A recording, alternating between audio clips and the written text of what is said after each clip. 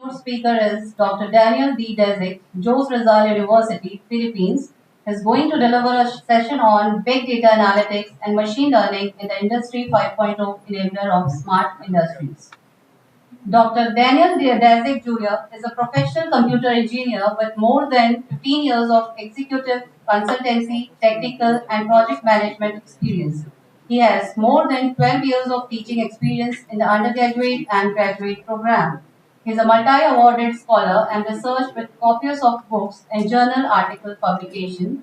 Dr. Basic was recognized as one of the 2023 and 2022 top 1,000 scientists in the Philippines by the Alpha Dogger Scientific Index, a global ranking and analysis system based on scientific performance and the added value of scientific productivity of individual scientists.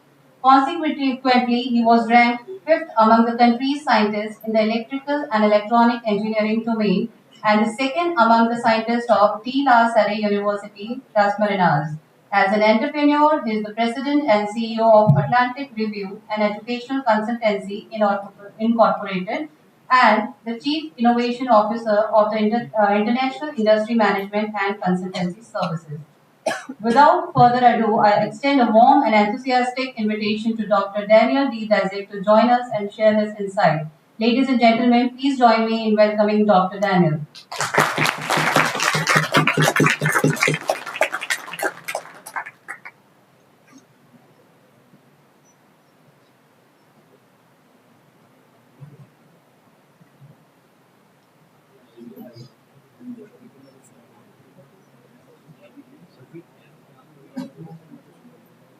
Daniel sir, please start with the presentation. Thank you for that very nice introduction. Can you please allow me to share my screen? Sure, sir. Sure.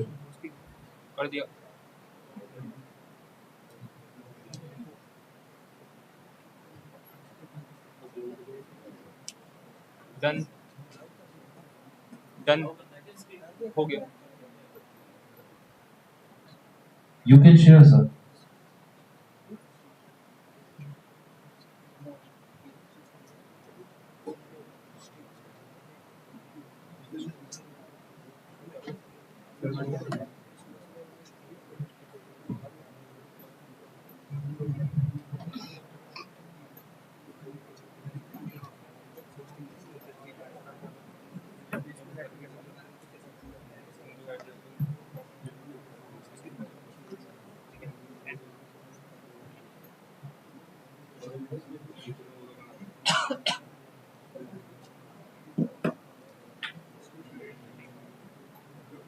So you can share your screen.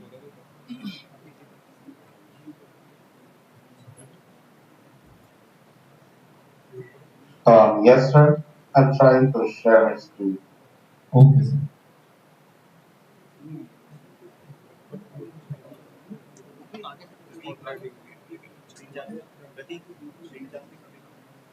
हाँ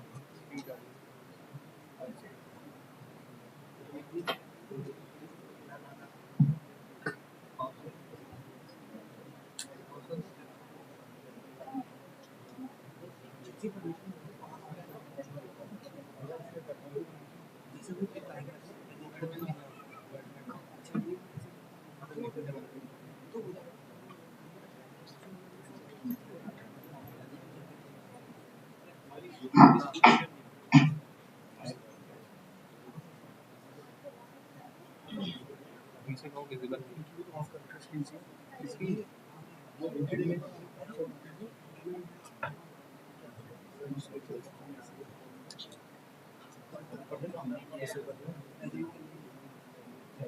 from presenting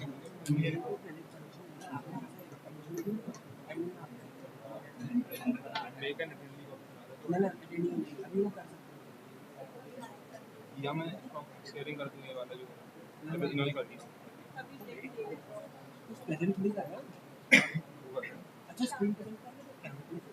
वो present तो camera on तो present हो रहा है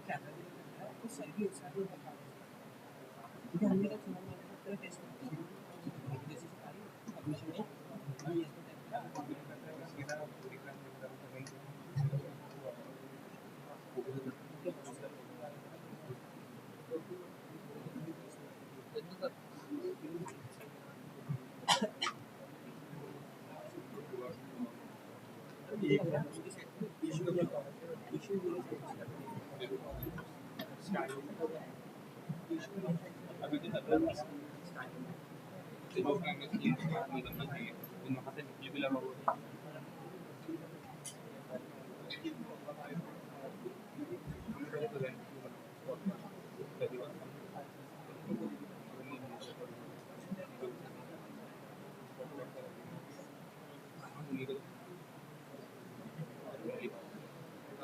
अब आगे देखना है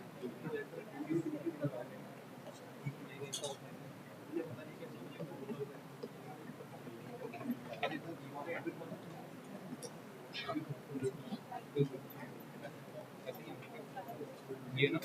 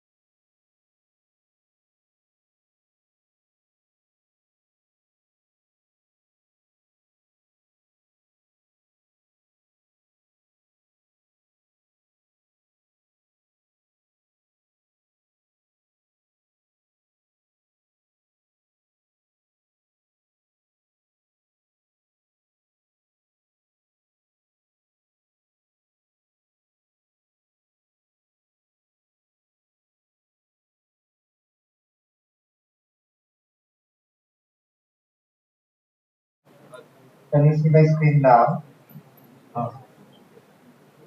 Yes, sir.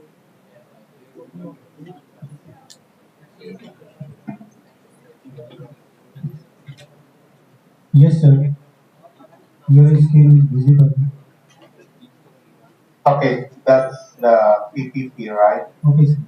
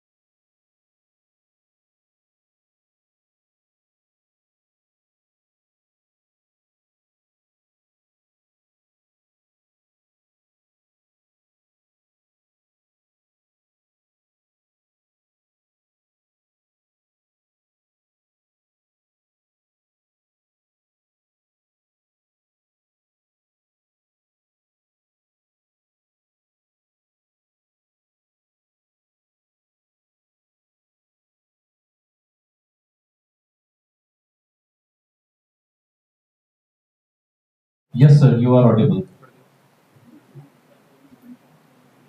Uh,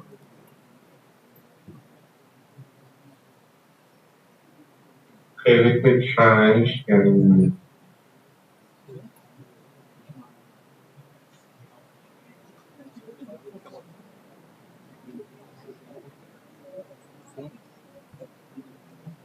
पास में करो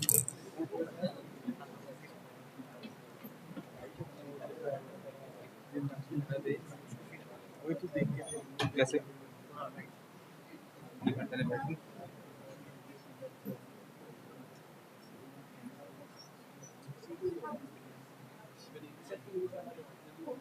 सर ये इस वाले को हमें आगे करना है इस वाले को ये दूसरा करना है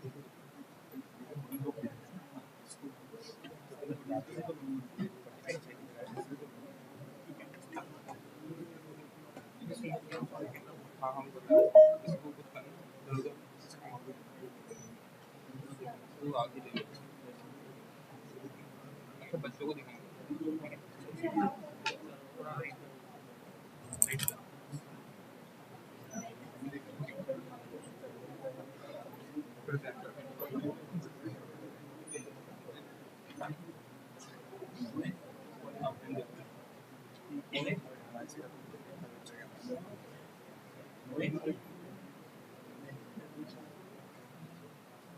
Okay, I think I can start. Sorry for that. I was trying to fix some technical problems in my end. Okay. Sir, with your permission, may I ask to start? Yes, sir, Thank yes, you sir. very much. Please start, sir. Your screen is visible too. Very nice. Thank you, everyone, for having me. I would like to apologize for the technical delay. Okay. As an electrical and computer engineer, this topic is personal to me, apart from being a scholar and a researcher. So for today, I'm going to talk about big data analytics and machine learning in the industry 5.0. So right now, we are at the pre-departure stage towards fully implementation of Industry 5.0. Okay. In this context, I would like to talk about enabler technologies for smart industries. This interests me to blend engineering, computer science, and business because my second doctorate degree is in business administration. So, as an engineer and as business um, person, I'd like to look at how these technologies can help us progress towards Industry 5.0. The fourth industrial revolution translated into high-tech strategy governing cyber physical systems, what we call CPS, into cyber physical production systems or CPPS. So we have dwelled fully in the industry 5.0, particularly with the smart factory as one of the key associated initiatives of industry 4.0. As the business sector started to embrace industry 4.0, along with the fifth industrial revolution, we need to recognize the power of industry to achieve societal goals, via jobs and growth, to become a resilient provider, technocrats, and of course, towards prosperity by making production respect um, the boundaries of our planet and placing the well-being of the industry worker at the center of the production process. So, what is Industry 4.0? It is intelligent networking of machines and, of course, the processes, okay, for the industry based CPS or cyber physical systems on a technology that achieves technology and intelligent control using embedded network systems. Of course, we understand in engineering, in computer science, in information technology that when we implement Internet of Things, Internet of Everything, okay, we have to consider the infrastructure, the network technologies, the communication protocols, the architecture, the connected things or connected objects, and of course, the connectable application. With that being said, okay, Industry 4.0 utilizes in the Internet of Things, for example, there are three layers architecture, four layers, five, six, or seven layers architecture that has emerged as a product of our researches, as a product of our um, exploration and investigation as to performance, efficiency, scale, matrix, key performance indicators that we have tried to look at which best fit for the type of industry, the type of organization, that the application, the technology that we use for. I work for Canadian Telecommunication and I have seen the evolution of technology since 2000, 2010, 2020, and in this decade, since 2021 to 2023. Of course, legacy system has changed because they are the backbone of the technologies. But as a COBOL programmer, mainframe developer, I get to understand why we need to transition to the 15th industrial revolution from Industry 4.0 to becoming from human resilient, okay, to becoming sustainable and human-centric technologies. So as you can see in the Industry 4.0, we're utilizing the reference architecture model or the RAM I4.0. Um, with this model, we're utilizing a three-dimensional coordinate system that depicts the architecture of Industry 4.0 or the hierarchy levels. As you can see from your screen, the hierarchy levels access is derived from the information model of automation. That's how we become high technologically advanced society because of the automation algorithm, because of the use of machine learning, big data analysis capability, representing different functionalities within the manufacturing sector industry to the business sector to the distribution centers using the supply chain industry. And those are the layers as to the decomposition of machines into properties. And the life cycle value stream represents the the life cycle of facilities and products. Okay, the latter includes business models and the benefit of using Industry 4.0, and okay, it characterizes how we have benefited, okay, how we were able to develop other technologies that are patentable, processes, okay, and utility model that we have applied in the intellectual property offices.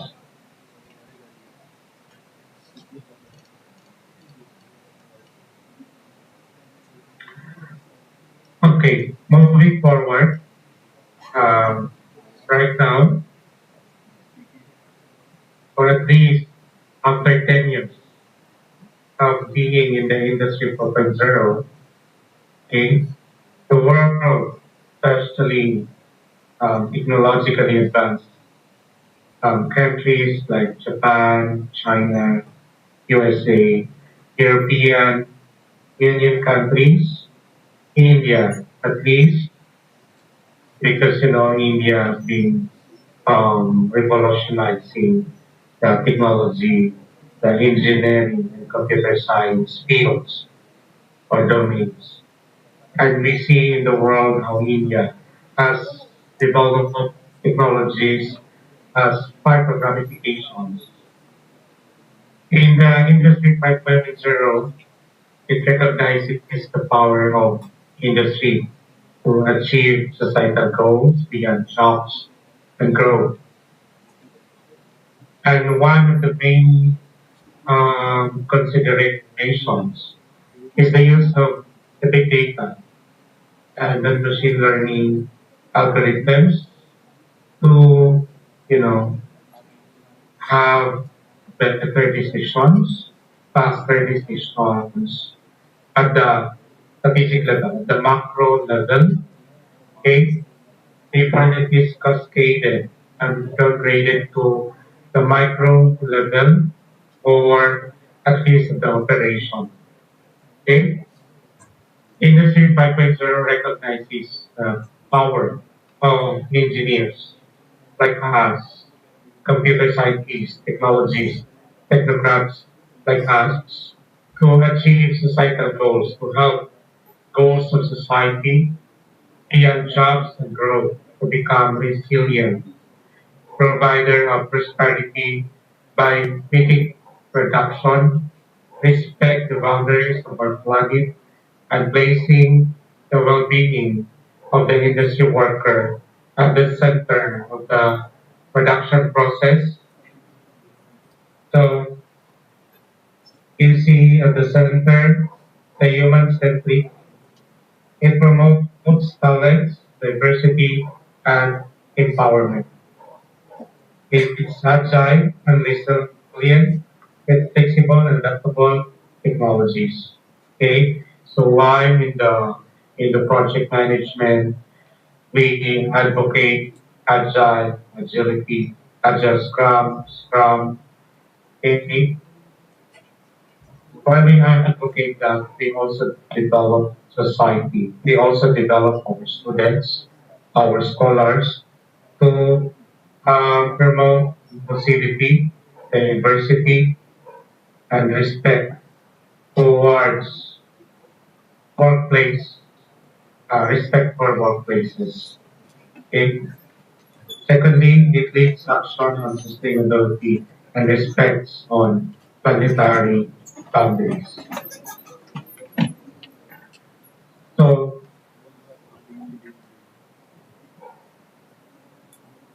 what are those technologies that makes Industry 5.0 enabler of industries? Okay. Firstly, there is an individualized human-machine interaction technologies that interconnect and combine the strengths of humans and machines. The metaverses, okay, reflecting blend between the physical world and the virtual world.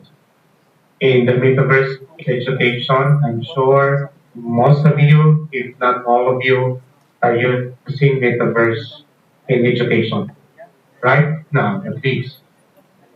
Okay. Um, example, you're teaching in biology, okay, allowing your students at home to get physical interaction as to the composition, the molecular composition of an object, the, the interaction of atoms, electrons inside a object. You can do it if using metaverse. Okay. You can teach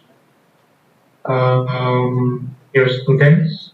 You can have your scholars virtual laboratory in attending the physical world by utilizing digital twins. Okay. The digital twins is represented by their icons, or we say avatars in the classroom, in the virtual classrooms. So we have, like China, for example, there was 100% virtual robotics, successful robotics operation. Okay. And of course, India have a lot of emerging future-based space technology that have evolved over time. And these technologies enables human-centric, enables sustainable industries and sustainable production. We also have the data translation, storage, and analysis of technologies that are able to handle data and systems interoperability. We develop our students to become critical logical thinkers. We allow them to develop operating systems. We allow them to explore mathematical modelings that can be used in solving practical and industrial problems. Okay? And this in itself allows us to bridge knowledge and practical gap, literature gap, research gap, methodology gaps in our field, in our literature. There's also the use of artificial intelligence to detect causalities in complex and dynamic systems, leading to actionable intelligence. And of course, we've had renewable technology for renewable energy, um, helping our governments okay, become dependent on the extraction of raw materials from the first or primary sector of economy, like in agriculture, in energy, in fishing, in mining, because this sector, these industries, eh, their activities are directly constrained with the environment. Okay, so while they are taking raw materials from the environment directly, we need to support these industries. We need technologies for these industries so that there's a reduction of environment damages or destruction of our environment. There's storage and autonomy. The use of cloud systems today is one of the many um, strategies, corporate strategies that allows industries to move further towards Industry 5.0. So, as a students, researchers, scholars, engineers, we need to support the primary sector of the economy, the secondary sector, the tertiary, the quaternary, and the quinary. So it's important that when we design technology, we look at will it be sustainable, will it be supporting advocate towards environment protection, okay? And of course, will it be sustainable, okay? Because you see a lot of technologies in the marketplaces right now becomes obsolete because we didn't think about sustainability. And that's what Industry 5.0 all about. We can optimize the use of big data, okay, in decision making, the machine learning that allows us to accurately predict models, or I mean develop prediction models that will help industries compete themselves, okay, over 5 years, 10 or more years moving forward. So, what are the consequential benefits, advantages of using enabling technologies in other industries, in some industries? I have mentioned five, like education industry, aside from the metaverse. Okay, do we have professors right now using metaverse education, at least in the universities in India? Do we have from those teaching biomedical engineering? Are you using metaverse so that it will be not costly for you to teach, to demonstrate, okay, um, to provide on the job training requiring physical laboratory, to be utilizing metaverse laboratory. In education, most important benefits of machine learning and big data for education sector is the ability to predict the future behavior of your students. Okay, been using data mining, big data analytics, with your big data analytics capabilities to understand performance of your students. These digital tools can predict how students might perform at the next test or exam based on their recent activities and performance. Machine learning systems can also quickly and accurately identify learners' challenges, predict future learning outcomes of your program, of your university, and personalize teaching processes to suit individual learners. Okay?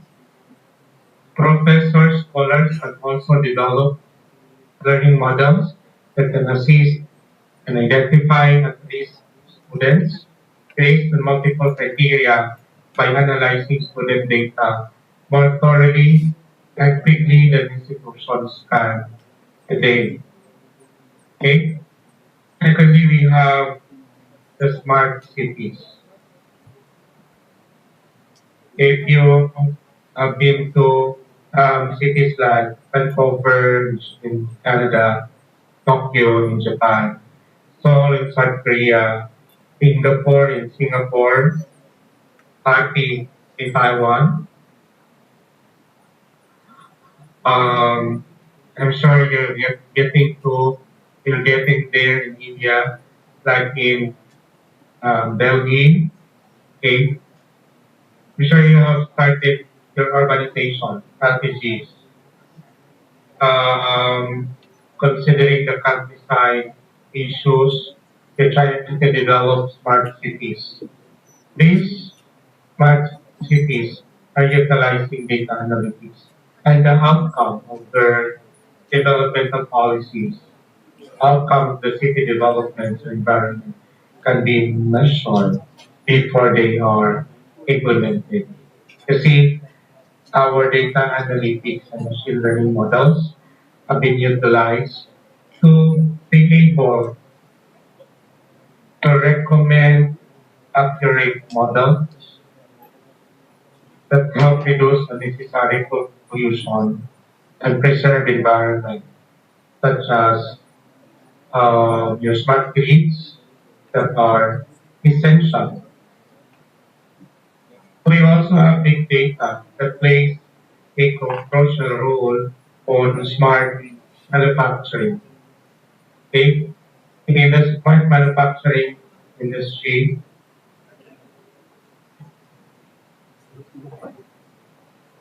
your big data and machine learning can be used in production processes.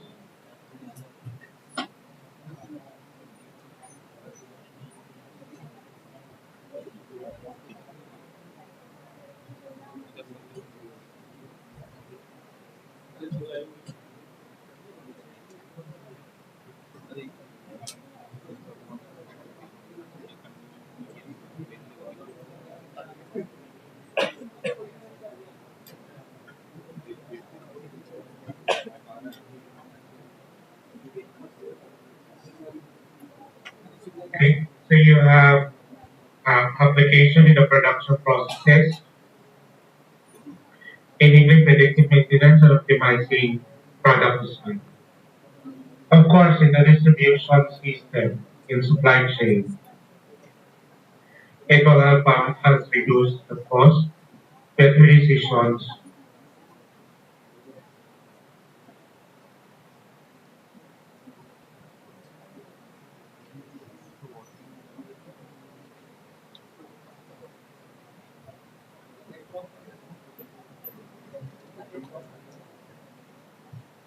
and that we have in agriculture. Uh, as a scholar, we are helping our government, our agriculture sector. For example, in apiculture, in honeybee keeping, in the Philippines, we have deployed apiculture technology using uh, Internet of Things that allows the Department of Apiculture, the Center for Apiculture for honeybee keeping, mobilize the size, the number of population of the honeybees inside uh, the colony. Okay, the, it provides when to harvest. Okay,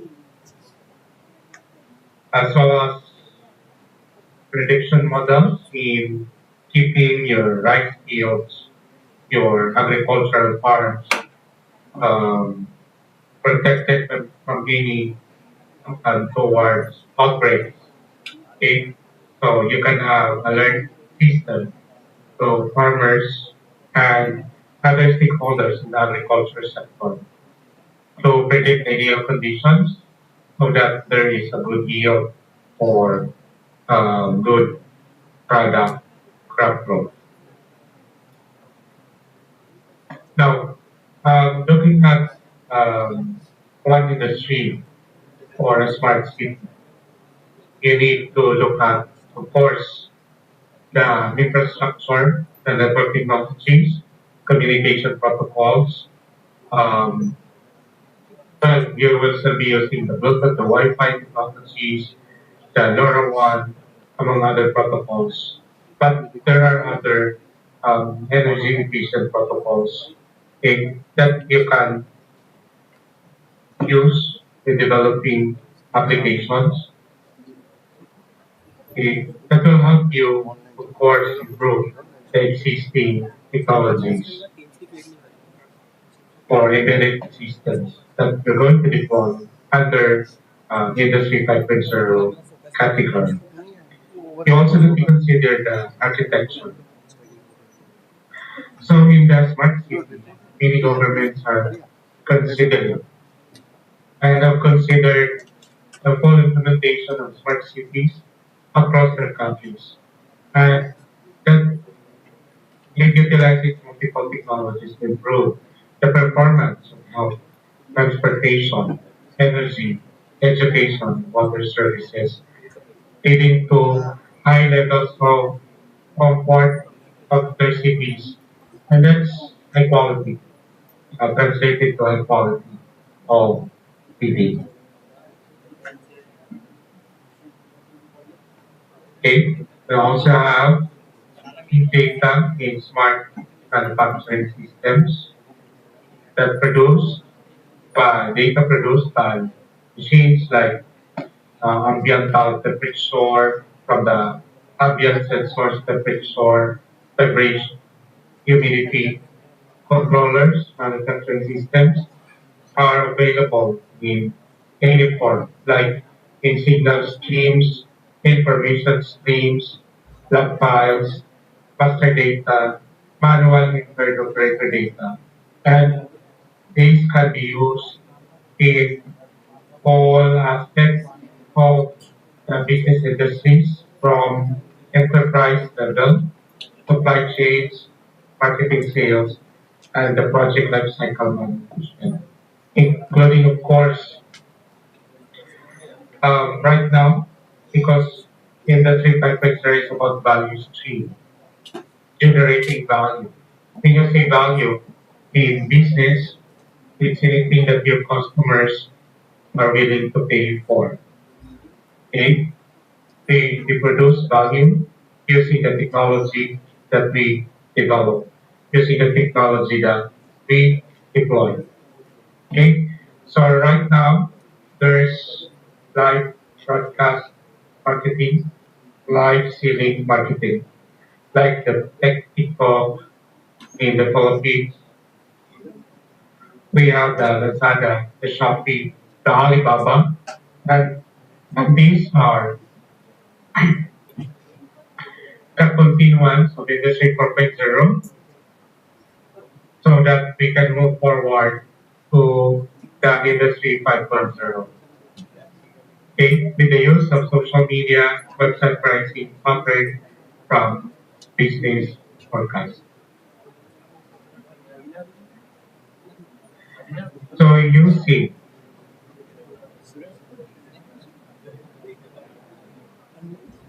enabler technology or enabling technologies, we can achieve customer satisfaction business. We can develop a customer satisfaction business. And it's important that when we work for a software development companies, engineering companies, project management organization, we work for research institutions.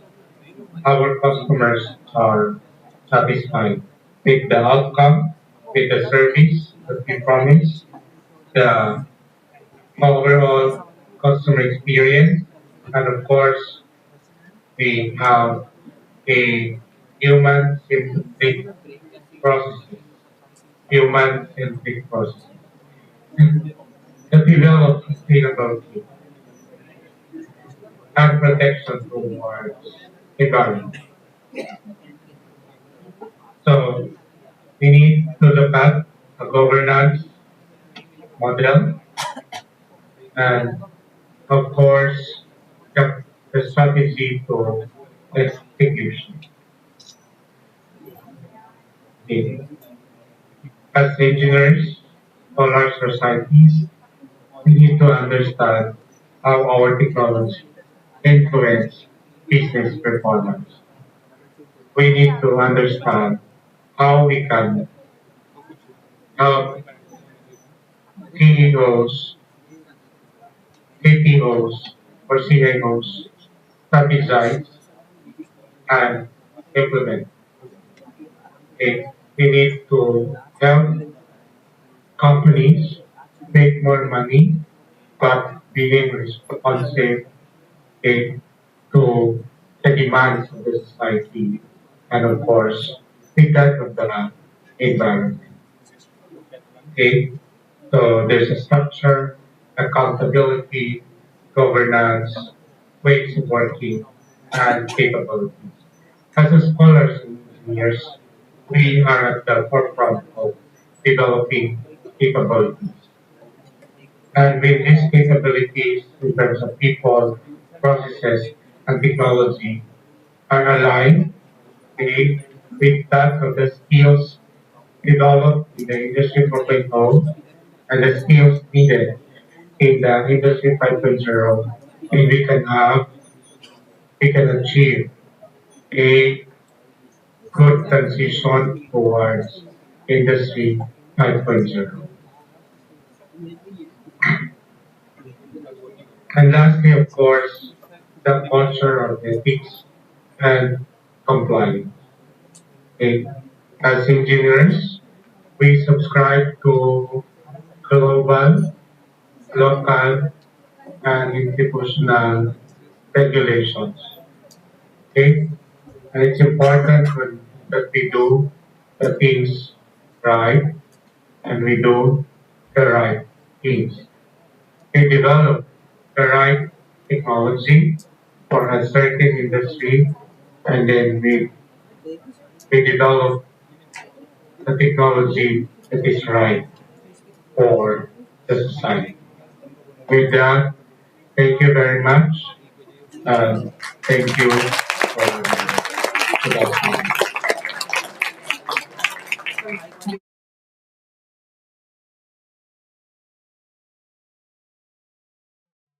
Thank you once again.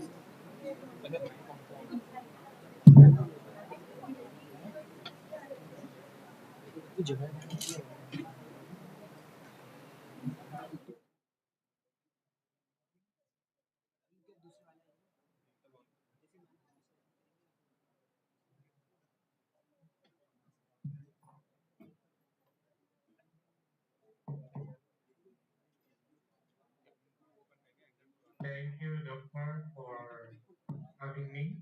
Thank you, Dr. Sushil, for your recommendation. It's a pleasure to be with you, all of you today, in your first international conference Thank you so much. on advanced computing and information science.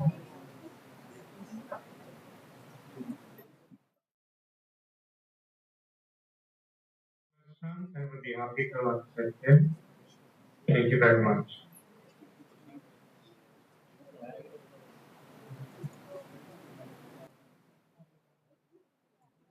Participants, do we have any questions? Participants, do we have any questions? Students?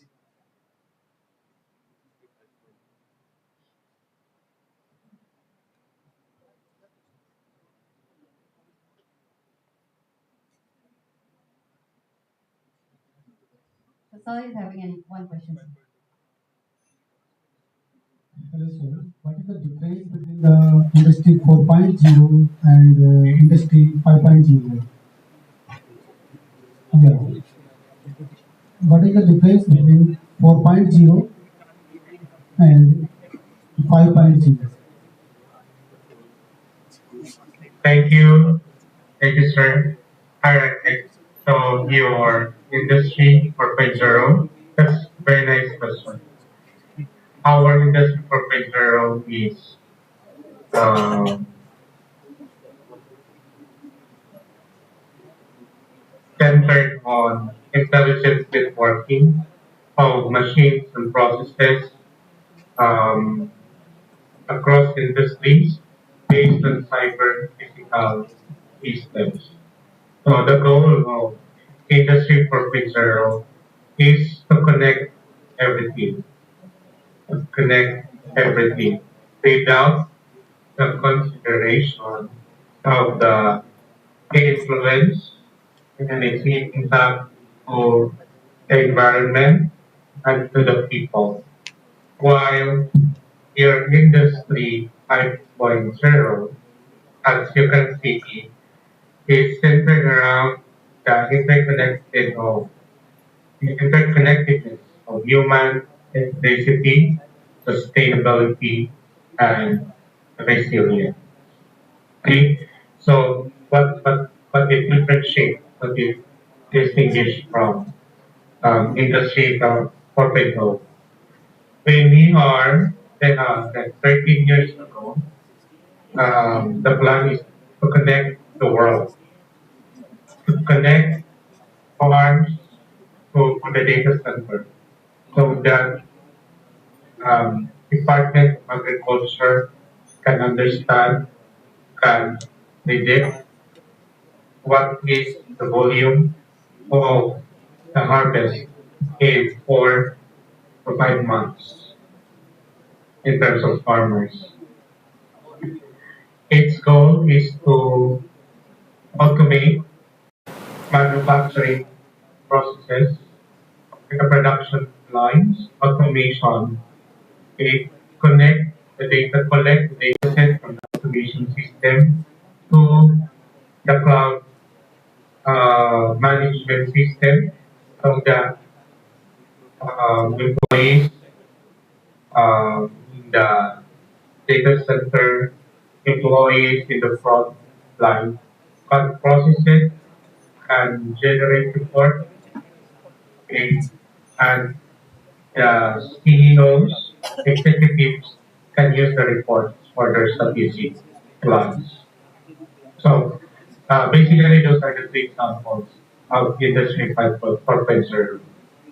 While in the Industry 5.0, we now consider the effect of our technology to the human, okay, at the heart of the production process, okay, in its impact to the communities, to the societies, and of course, the technologies that are sustainable, that helps society, the world, and provide the needs of today without compromising the needs of tomorrow. And that's protecting, preserving the environment.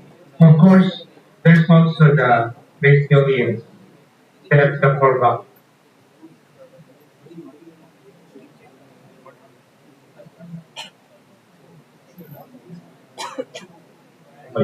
I mean, it does not destroy the people and the society. And of course, the industry. Thank you, sir. Thank you Thank very you, much. sir. Thank you so much, sir. I'm sure our participant will be getting best out of this. Thank you once again.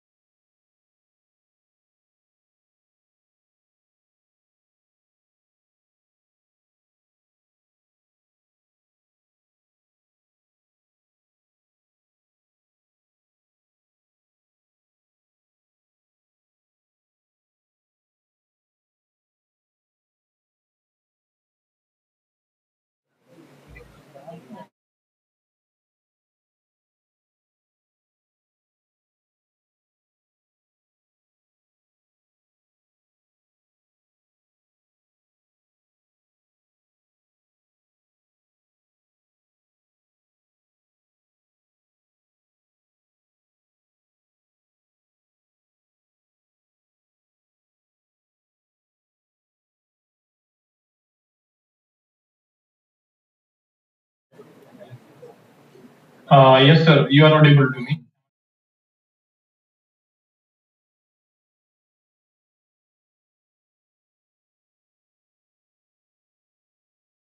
Now, this thing need to be stopped. The sharing of PPTs, I think, by Dr. Daniel.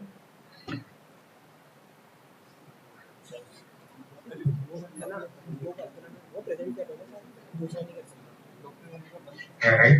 Thank you very much.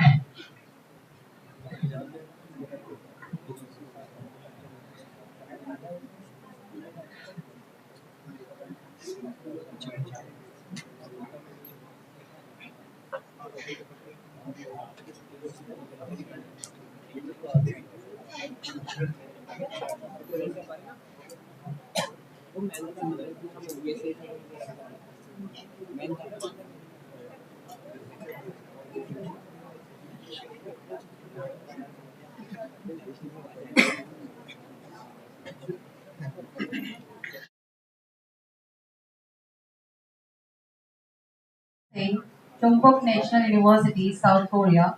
He will deliver a session on an efficient real-time stock prediction exploiting incremental learning and deep learning. Ladies and gentlemen, please join me in warmly welcoming Dr. Tinku Singh.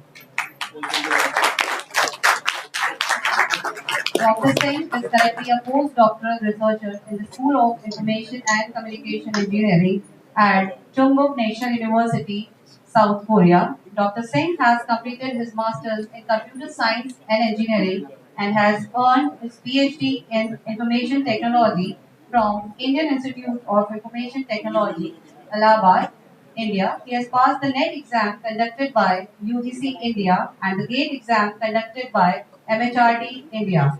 He is the recipient of fellowship from the Ministry of Education Affairs India and Brain Korea Fellowship from the National Research Foundation of Korea. His research interests include data science, big data analytics, machine learning, and IoT.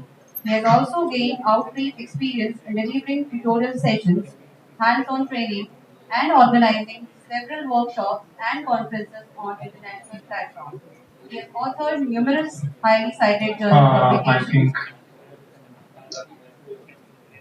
you are not audible to me right now. I'm not able to hear you people. Yes, you are audible. That's a good prayer.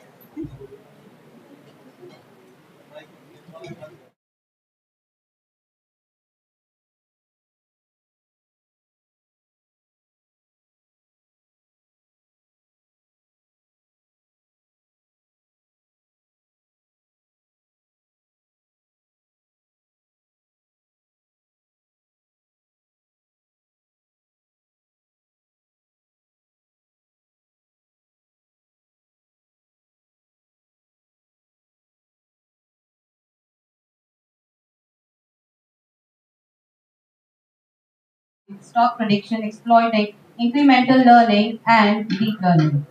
Dr. Singh is currently a postdoctoral researcher in the School of Information and Communication Engineering at Chungbuk National University, South Korea.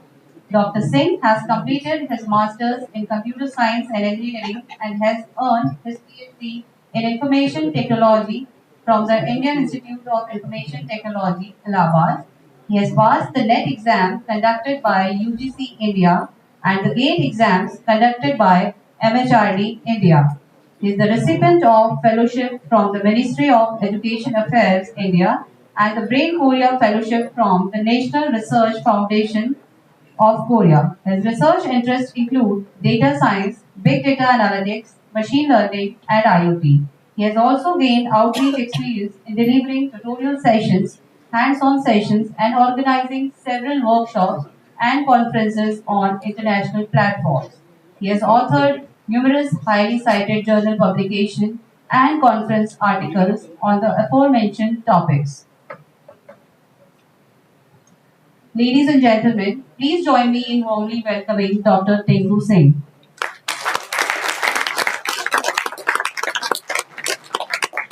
Thank you, ma'am, for a nice introduction.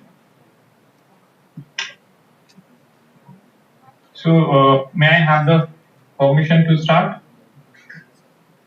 Yes, please, sir.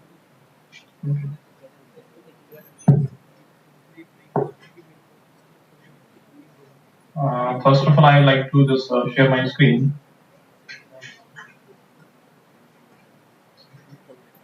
Give me a moment.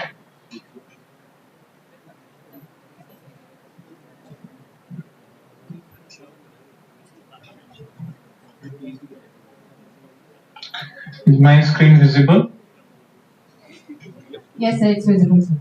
And what about this PPT? It's also visible, sir. Okay, thank you. Okay, first of all, thank you for such a nice introduction, and then again, thank you for giving me the platform just to present my work, and for this talk. So I'm really happy, like my friends Ishwari Singh and Anupji also they invited me for this talk, and I was quite happy that I'm getting a chance to get interacted to the participants again in my own country again. So my today's topic for the talk is like big data analytics and exploration of real-time predictions. Now the thing is that the earlier speaker has also introduced earlier that we are going with the big data and big data analytics. So I'll quickly move with what actually big data analytics and why we are going with this kind of talk. So this is the outline of the today's talk. I will briefly discuss regarding the big data analytics, and then we will go for the real time forecasting, how to forecast in the real time, and then this is also having some sort of topics in that, and then we'll quickly go for the references. So here we start with the big data analytics. We people know that big data, the term was coined in 2001 earlier, and earlier it was defined using the three V's, that was volume, velocity, and variety, obviously, and these were the base or pillars of this big data. From the huge volume perspective, we were saying some data is big data, but it was not the only characteristics by which we can say the particular data is big data.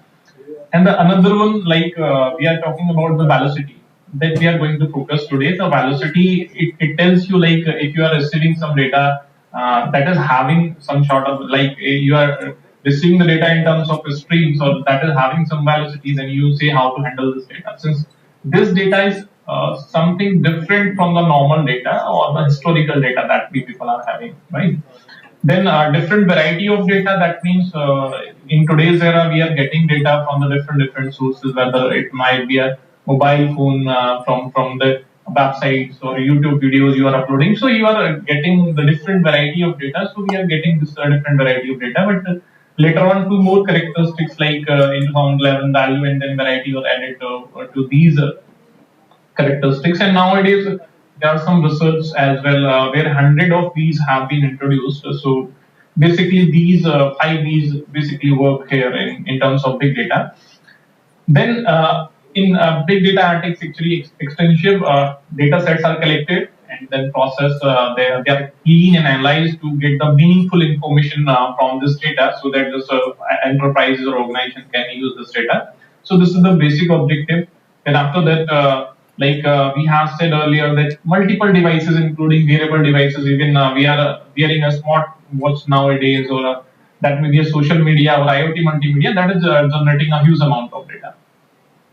So now the question arises that when we are having such huge amount of data, or the data that is having the speed, having the velocity, then how to handle this data? Since our earlier concepts that we were using were only designed to handle the volume of data only, or for the large volume we can do something, but whenever we are getting the large amount of data and the formats are different, the data is having a speed, to how to handle this data? The question arises from this. Then, so when we are saying we are having huge or large amount of data, so to handle this, generally two basic concepts are used, and one of them is scale-up approach. The people go with older systems are replaced with the newer one or the larger one, by which just we process the data. And again, the second approach, in case of big data, that we go with is we go for the scale-out approach, where multiple systems of the similar capacity or different capacity are added on the network, and these systems are used to process the data. So this is the another approach, scale-out approach. And in case of big data, when we people go, generally we go for the scale-out approach. Since whenever we people are talking regarding the advantages of using the scale-out approach, so it is said regarding the big data handling software, like we use Hadoop for this purpose, that if you are going for the higher capacity system, you need to spend more and more money for that. But if you people, as you students are there, and you are using your commodity hardware, that means cheap hardware, if you people are having the laptops even, so your laptops can be connected on a network, and then we can use these group of computers just to process that huge amount of data. So this is the beauty of this scale out approach, where different capacity systems, different type of systems can be added over the network, and they can be used to process the data, right? But then what is the challenge behind that? When we are having a huge amount of data, or we are saying we are having the data that is having the velocity, so what the challenge is? Obviously, if we are going to process a data and put onto the multiple system, let's say we will put a data onto 4 system, and in another example, we will put this data onto the 100 systems. So the question arises, when we will put this data onto the 100 system and we will process this data and will collect the result back, then what will happen actually? You need to synchronize all these results together, and to process these results and to get the final result, you need to just have a communication among these tasks. You need to get the result, combine the result. It will take a lot of time in just dividing the data as well as just to combining the results. So that's why it is just tried that whenever you are dividing the data, so you should put the data in fewest possible partitions, as many as low number of partitions you can use for partitioning the data. You should do that. Then you should you should be using a distributed approach. Data is partitioned over several nodes as a part of cluster processing environment. Then partitioning plays a crucial role in data localization. So, it totally depends on the partitioning strategy that you are using, that in how many partitions your data should be divided and on how many number of systems it should be put so that it can used efficiently, right? So after this reduces, when you are using all these things efficiently, so this reduces the network latency, which is a significant segment of the transformation process, thereby reducing the completion time as well. Right. So whenever we are talking regarding the real-time forecast, so in terms of real-time forecast, as we said, we are going to focus on the velocity part of the data. So in terms of velocity, as you people can see on the screen, so in addition to being large, big data is also having the velocity. Then typically traditional data analysis approaches employ batch processing, means the whatever you people are using the machine learning approaches generally use the traditional approach of batch processing, where a data is taken in a batches, and that is then this data has been splitted into training and testing part. You will train your machine learning model and you will go for the testing purpose, right? But what will happen when you are getting the data in streams, right? As you can see in this image, that you are getting data like from a computer, from a mobile phone, from any other device. So actually we are getting the data. So first of all, we need some tools that can receive this data and just we need some sort of tools that is used in the research, like we can use Kafka, Nessus, like Spark Streaming, Plume. All these are the tools that are used to collect this data from the data sources and to produce a stream as well, right? So once they will collect the data, then they will feed this to Kafka, and here queues will be created, and after that this data will be streamed together. That at the another end, you require some tools as well, and then these tools are different from the sender one, right? On the sender end, you are using some sort of streaming tools that will stream the data, while on the data processing end, you will be receiving the data at this end, and here you will be receiving the data and processing this as well. And different tools that are popularly used for this work are Apache Spark, Storm, Pig, and all these tools are used for this purpose. So as you can see by the image, so processing the velocity of data is something different that you process the volume, right? If somebody is saying like, sir, I'm having 100 GB or 1 terabyte of data, and then you need to process that, then you need to process this data differently from the data having the velocity. Even the data may be only of 2 GB, but the way of handling this data will be different from the data having the velocity of volume, obviously.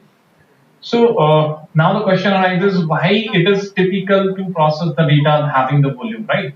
So why it is complex? So you need to understand, since these data streams might be non-stationary or complex, might have the noise and volatility in nature as well.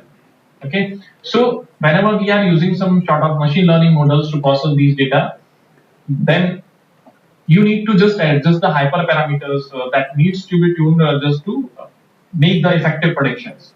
Okay, so when we are saying we need to train the or we need to upgrade the hyperparameter, it means whenever you are going with any machine learning model. So what do you do when you are saying just we'll break the data into training data and testing data? So whenever you're performing the training on a particular data using the machine learning model, obviously you go for the hyperparameter tuning. Okay, so that what should be the value of these hyperparameters. So these hyperparameter needs to be tuned when you are having the streaming data. And as I said earlier, this streaming data is having volatility, non-stationary, and this is complex data as well. So, but we know that deep learning models, and the deep learning and advanced version of machine learning techniques, like we use the LSTM and RNN and these kind of models that we use in deep learning are considered effective in time series forecasting or in stream forecasting. But the thing is that as we are saying, these deep learning model are complex one and having the high model training time. So now the question may arise that what is the problem if you are having the high model training time? But in case, like we are saying that if it is having the high model training time, so in that particular case, like we want to predict in the real time, okay? And we also want that our model should be updated with the latest data. So there is the challenge, suppose I want to predict a value after 5 years. So if let's say the stock price of Infosys is 1200 and I want to predict what will be the price after 5 years. Okay, so for this purpose, my machine learning model should be trained with the latest data. That means by till now, that should not be just trained based on the data having the value before 10 days, since in that case it will not give you the better result. So we need to update our model parameters and the model training in the real time, and then we need to predict something, right? So for this purpose, as I'm saying, on the historical data, the deep learning model works well, but when it comes to the real time processing, then these deep learning models doesn't work better. Okay, so these are some popular models that are being used for uh, forecasting of stock prices or the time series data. So we can go with like ARIMA auto-regressive integrated moving average model that is very much used earlier in the studies. Sorry. Like I'm saying, when I'm saying ARIMA is used, so earlier researchers, so the persons from the business analytics use this auto-regression integrated moving average model. But actually, this does not capture the linear relationship. So this is the issue with the ARIMA, and then some more models were also utilized like GARDS, ARIMA GARDS. But these models were also inadequate for predicting the intervals, right, for the short intervals. Then again, some machine learning models like simple linear regression or extended linear regression, they were not effective at handling the non-linearity part. If your time series or data is non-linear, that they were not effective in the predicting that one. So then again, one of the popular model like SVM we were using. So there are different version of SVM, but SVM faces the challenge of overfitting. So these are not suitable for the large data set, obviously. And when we are doing the real-time forecasting, so we have a huge amount of data, right? Since we don't go with the complete day historical data, we go for the intervals like 5 minutes, 10 minutes, or 15 minutes. So the data set size is really high, so this is also not suitable. Then we will go with these deep learning models like MLP, CNR, and LSTM. All these deep learning models are having the high model training time. So these were not suitable for the streaming data, right? And also the deep learning model. So in this study, that was also tested against the small data set. So this is not also working for the streaming data. And again, that the ESN model or YGRU. So all these models either having the low prediction accuracy or model complexity or overfitting issues, right? So, what was the research gap that we find in this real-time forecasting? So, according to the literature survey, as we have seen, most of the study model were using the historical data. Historical data, when we are talking about, we means that they were using the day end data, right? That what was the price of Infosys yesterday, then what will be the price today? So, they were using a historical data. They were not working in the real time. Then the majority of them utilize the historical day-to-day closing price rather than current stock price. Right? They were not dealing in the short time intervals. Then a majority of studies use univariate stock market forecasting. And when we are using the term stock univariate, so univariate means they are using only single variable to predict the stock market price, right? What it means like if I am saying that was the price only for the yesterday for Infosys, so what was the price today?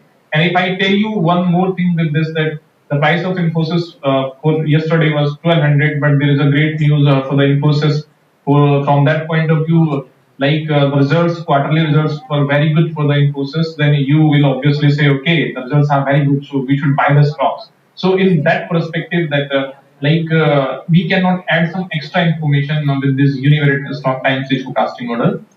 But additionally, where deep learning would go better for these things, but they are having the complex model training time and long training time as well, so that they were not just effective for the real time forecasting, right? So, what our contributions is for this study, or what we will do actually, what we have done in this study. So, before showing this, just I also want to do one thing and want a quick chat with someone that can do the things voluntarily. I think this is also visible. Yes, sir, it's visible. Oh, okay, okay. Ma'am, actually, as you can see, this is the price, or this is the chart, right? This is the chart of TCS, okay? You can see this? Yes, sir. Okay, so now I'm saying, like, if you can see today, what is the price, stock price of TCS right now? It is something like 3453. This is the current price, okay? And I'm using my trading platform right now, like PC. This is the Zerodha's platform that we use for the trading purpose, okay? So, can I ask a question like right now there is a price 3,453 rupees right now for the TCS. What will be the price after 15 minutes? Can you just guess what will happen? I should buy this stock or not? Yes, you should. No? Oh. Uh, you can guess like it is 3,453. Then Anuji, what do you say? Anu sir, what do you say? Like the price may go up to like up to 0.5 and 0.2. I guess. point. You guess after 15 minutes you can get only either 20 paisa, or like you are saying you can get 20 rupees on that. Yeah, 20 paisa, not 20 rupees. 20 paisa you can get, but 20 paisa is very close to that. And in that case, what do you say? Like we should buy this stock or not? Not. I'm not buying. No. Yes. But if I'll say you should go for the long term, so first of all, this you need to see, like you need to see few things in that, and then I'll say that please analyze what I should do. Okay, Yeah. like see, suppose first of all the thing is that you are seeing two kind of candles over here. I'm calling these candles, and these two candles are showing you. Green one is showing that the closing price during the 15-minute interval. As you can see, this is the 15-minute chart. Okay, from here you can see the 15-minute chart. Yes. So during these 15 minutes, you can see the four parameters over here: open, high, low, and close price, right? So here you will see in this candle what is the open price 3444, then high price is 3454, lowest it goes up to 3443, and closing price is 3451, right? Okay. So it shows you that how much the price deviated during these 15 minutes. Okay.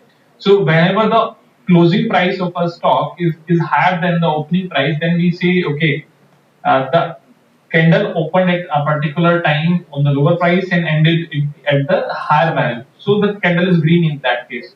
As you can see in that case, the open price is 3444, but the closing price is 3451. That means higher to the opening open one, right? Yes. So we are getting the green candle. But in case if this is reversed, like if you will see for this candle, so here the things will be reversed. Open price is 3445, right? But the closing price is 3428. That means the closing price is less than the open price. The candle is right. Okay. Simple concept is there. So now the question arises that whenever I am doing some sort of forecasting or prediction, so I need to select some price. Like I should go with the open price, high, low, close price. I need to select one among them, right?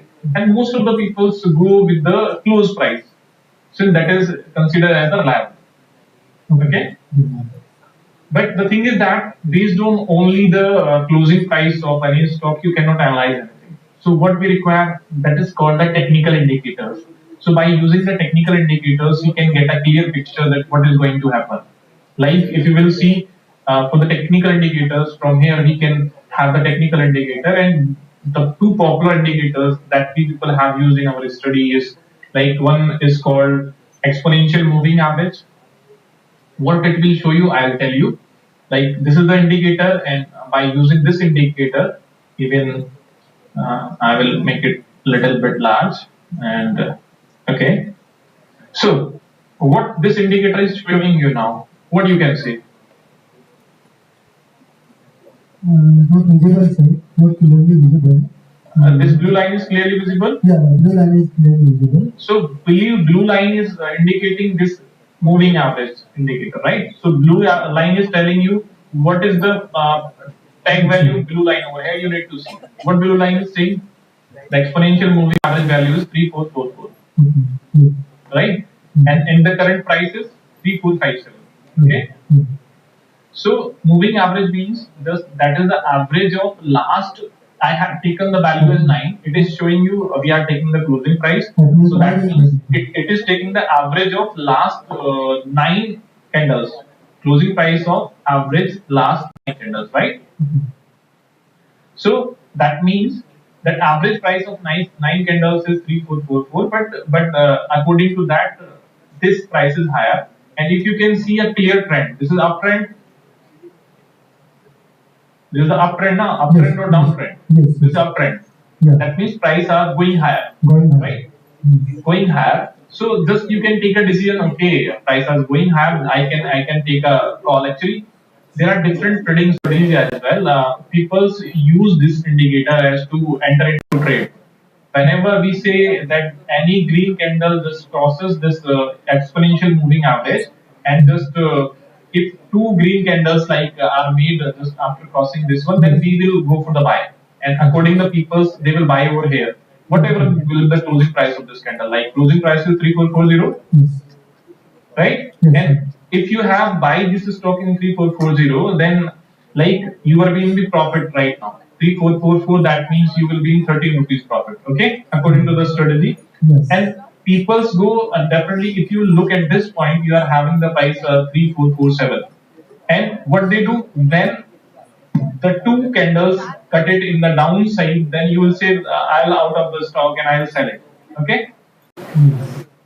Suppose this is your strategy, and when you will backtest this, like if you say, okay, sir, if I buy here, then what will happen? I am saying no two candles have been found above this, if you can see clearly, right? So if this will be your buying strategy, then when you will go down to this, then you will sell. Obviously, you will be in a great situation of just blindly just buying any stock, right or wrong? Right. So the meaning is by adding some technical indicators, you add some extra value for the forecasting, okay?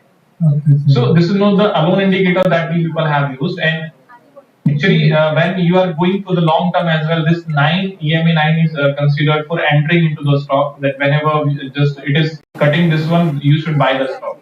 You can also apply multiple EMAs. Like if I am going over here and I apply some other exponential moving average, like this one I have taken, and I'll change the color. Like if you are taking more, I'll show. Give me a minute. I have made the color black. Okay.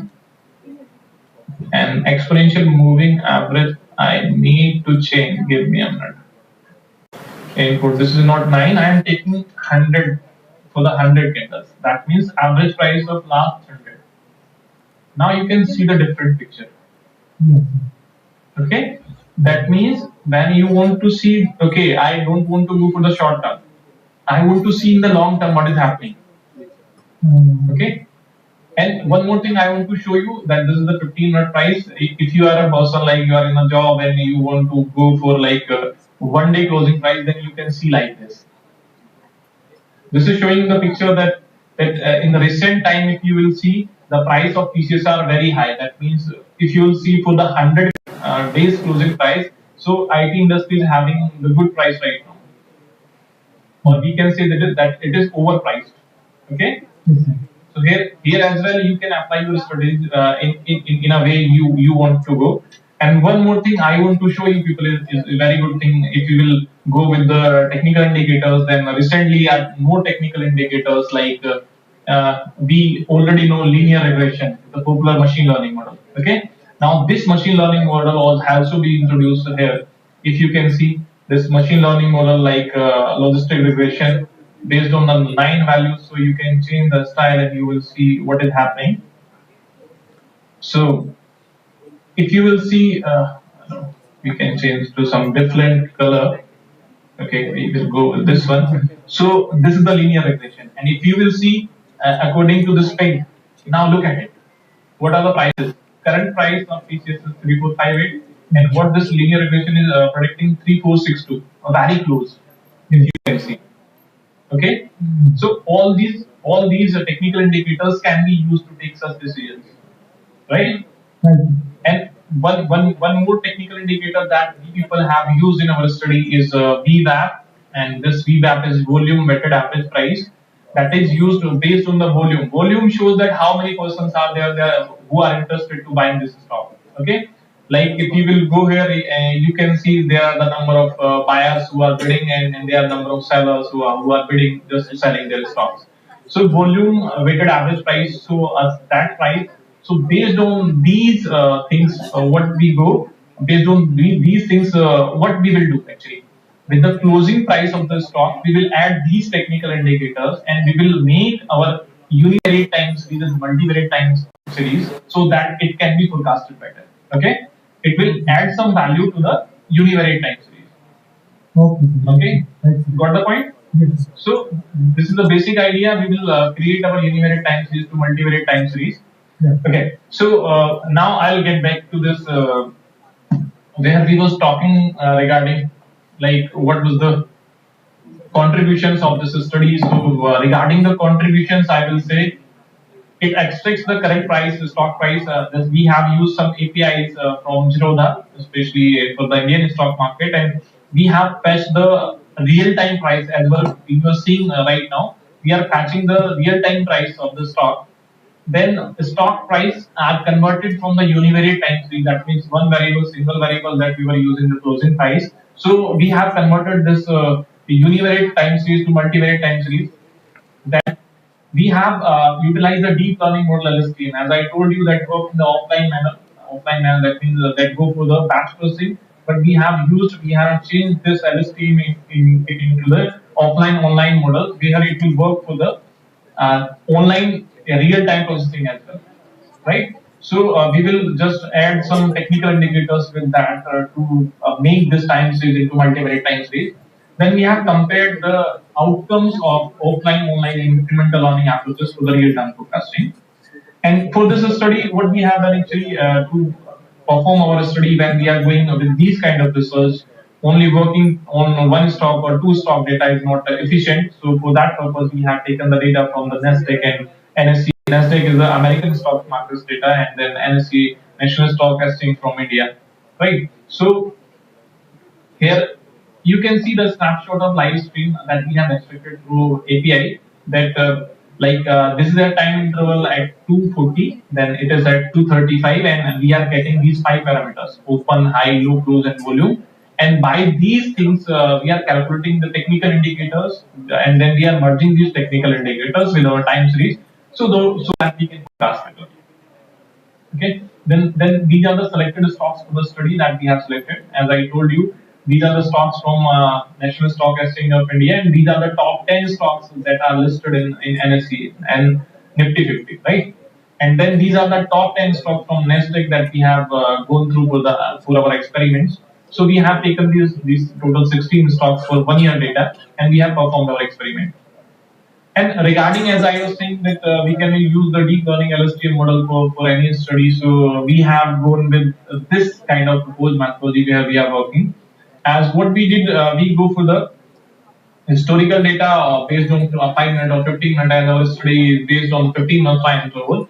So we just collected the 15-minute data and stored at a particular place through the web scraping, right? And after the web scraping, we just feed this data to Kafka. As I have already discussed that Kafka will produce this data as a stream, so it will produce as a stream, right?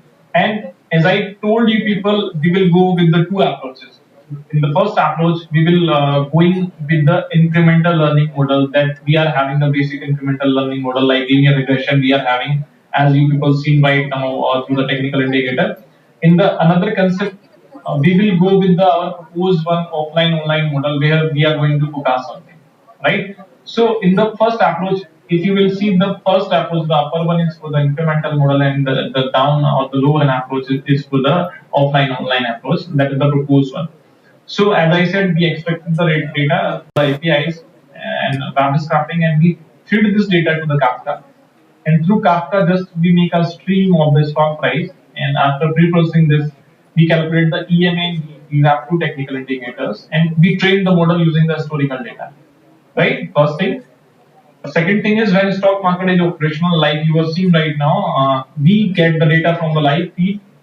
Okay, based on this live feed, we calculate EMA and VWAP, and we train the incremental model. And continuously as well, we update the model regularly and forecast the prices. This was the incremental approach. In the another approach, what we did actually, we take the historical data, we process the data, we calculate EMA and VWAP. We trained our LSTM model, and during the daytime, what we did actually, we stored the value of EMA, VWAP. We calculated this value and put into the variable so that we can use during the daytime for the forecasting purpose.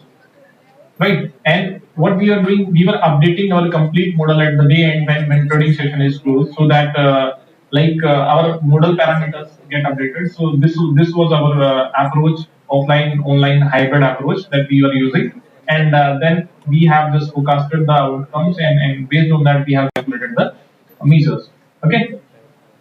So the thing is that how we did that for this purpose, you know that anything that is recorded based on the time interval, that is known as the time series data. Okay, like if I am just writing a price of Infosys right now, and after every 5 minutes, then I will call it the time series data that is based or dependent on some time. Okay, so our time process like YT, where T is the element of T, is a stochastic process in which set of random variables is ordered through time, and T stands for the index rate, right? So the methodology examines the time series forecasting model for effective stock price forecasting with the high frequency data. When we are using the term high frequency, it means like we are not going for the historical kind of data where you are taking the everyday data, like you are taking yesterday data, then day before yesterday data, you are taking after every 15 minutes or 5 minutes. So there is one more question, why we are going with the 15-minute time interval when we are going for the real time forecasting. Why we people are not going for the 5-minute or 2-minute time interval? So the reason behind this is that if you will go for the shorter time interval, then there will be high noise. Okay, in that particular case, the price will fluctuate very frequently, so that you will not able to judge what will be the next price of a particular stock. So at least the traders that use the short term trading as well, that use a minimum 5 minute time frame. So for that purpose, since having the less noise, we have gone with the 15-minute time interval. We tested our model for 5 minute, 15-minute, and 30-minute time interval. Okay. Then, the univariate time series was created using the stock price, whereas the multivariate time series was created using the stock price along with the EMA and VWAP, both the technical indicators we used. So for this purpose, we have used all these things, and overall, as I am saying, we have used this EMA and VWAP. So as you can see through the formula, that is the moving average for the last how many you have taken. As we take time interval, or we can go for 44 or over 100 intervals we can go. This is the same chart as I have shown you earlier, that what these bar chart is including to you. So the candlestick chart of time series for TCS is showing you like the red candles, so they are showing the prices lower to the opening price, and again the green candle is showing. And the two technical indicators can be seen like VWAP and EMA can be seen in the blue and the green lines. So these are the two technical indicators that we have used. And this is also one more important thing that we need to see actually. This is the autocorrelation, partial autocorrelation graph. What autocorrelation tells you actually? Whenever you want to see that the current price of a particular stock is how much correlated to the previous one. So we need to see that how many candles window is sufficient just to predict the future price. Okay. So in that case, we will go that for the technical indicators as well, what we should set, as we were seeing in the technical indicators that we were going with the 9 EMA or 44 EMA. So for that purpose, we have just drawn this partial autocorrelation graph for VWAP and EMA. And as we can see through the graphs, like last three values, like you can see 0, 1, 2, and in this case, lag value means the last three values of any time series. So as we can see, the last three values for all three, VWAP, price, and EMA are highly correlated. That means lag value we will take as 3 to forecasting the future value. That means based on the last three values of stock price, we will predict the next value, right? We will do this. Then this is the incremental approach that has been explained using that this is the loss function, how in which direction our model should go if we are having some loss or we have predicted something. Then as I have quoted earlier, that proposed framework was used to deploy numerous forecasting model on live data stream for NSE and Nasdaq as well.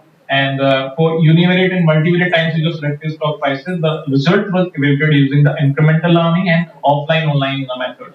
Okay, and in order to verify the effectiveness of model, the forecasting were compared to the actual share prices of the 8 most liquid stocks that I have discussed earlier, the stocks. And these are some accuracy measures that I have used in my study, like mean absolute error, root mean square, and mean absolute percentage error. And why these errors have been used, I will discuss this later on. And if you will consider all these things, that how we should go is that like if you see the results, okay. So in terms of as I have, you can see like we are having Reliance, HDFC Bank, all these companies. You will see here are few models like incremental use indicating the univariate one, LSTM univariate one. So these are the univariate models, and these are the multivariate models where we have not mentioned you. Okay.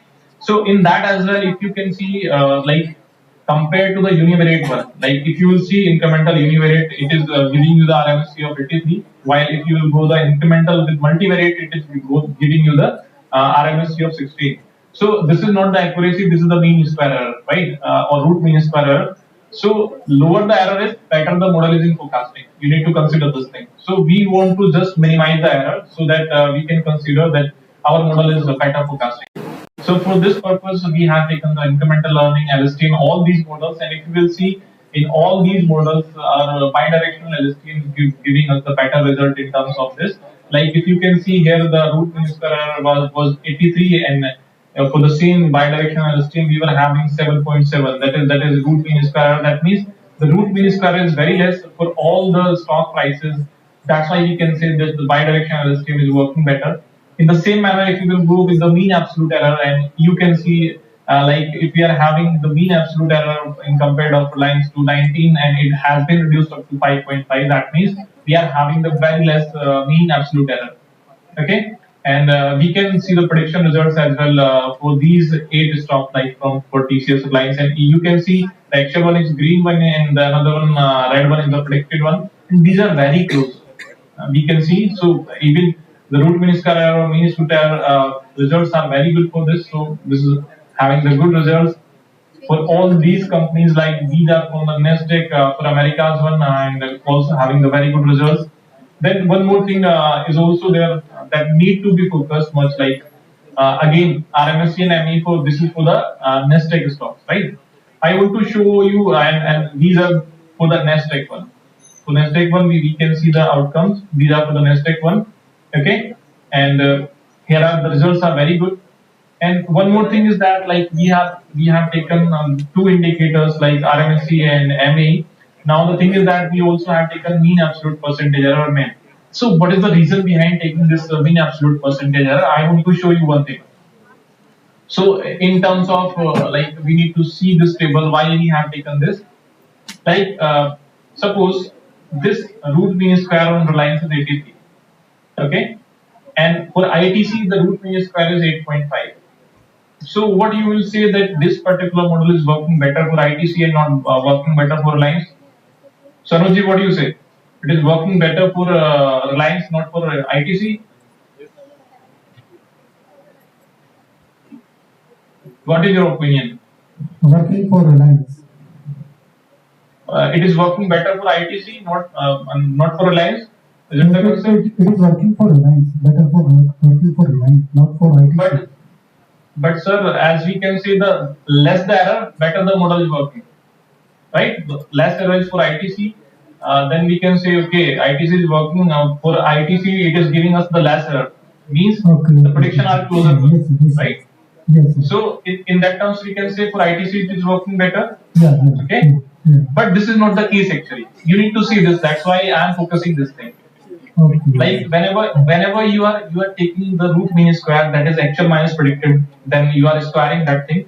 That means suppose if a stock is having the price 10,000, okay, Yeah. and you have predicted the value like 11,000, Yeah. then 11,000 minus 10,000, it means then it is 10%. 1,000 means 10%, okay, and 100 means 1% 1%. for the 10,000 stock price, okay. Okay. But in case if you are going with this, ITC is having the stock price only 100, then 1% means 101 and 10% means 110, Yeah. okay. Yeah. So root mean square is taking actual minus predicted, then square. That means you cannot see the correct picture using the RMSE and mean absolute error in the research when you are focusing all these things. Okay. Okay. So for this thing, you need to go with the correct picture, and we should focus on the mean absolute percentage error. By that, we can see that what is the percentage of error that we are getting. So we should not concentrate on the figures, since figures can deceive you. Okay. Okay. In using these figures, you cannot identify which model is working better, since the price of stocks is different. Like Reliance is quoted in 2,500, where ITC is in 100 rupees. Okay, right. In the same manner, like SBFC Bank, that is priced around 1,600. So price of these stocks are different. That's why the value you are seeing different. Okay. Okay. So to see the correct picture, we will move further and we will go to the mean absolute percentage error. Obviously, this is the percentage error. So it doesn't depend that what is the value of the stock, whether it is listed the value is 20,000 or 1 lakh rupee, it is the percentage error. So by this as well, you can see that in the multivariate case, bidirectional STM is working better, since it is very less in that case as well for all the stocks. So we can say that our model is working better. And here are the comparison results, as you can see. For ITC, if you can see RMSE value is very low, the reason is simple, as you can see. Since the value of the stock is very less, that's why the mean absolute error of RMSE is also low. Okay, and then using these box plot as well, you can see like by LSTM, as we were quoting, this by LSTM is working better, since it is having the less mean absolute percentage error. And here as well, if you can see in all the different models for Nasdaq as well, bi-directional LSTM is working better, since the range, the minimum margin, if you will see, that is very near to 0 and less than 0.005. So we can see this model is working better in our case.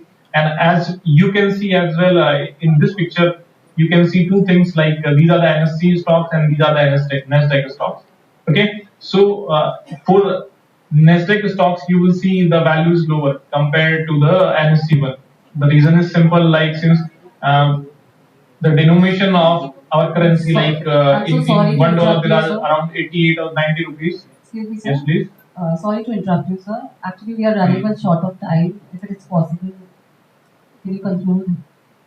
Within Yeah, 5 to 10 I minutes? need 2 more minutes, Yes. if you have permission. Yes, yes, sure. Okay, So, thank you. I'm so sorry once again. No, sure.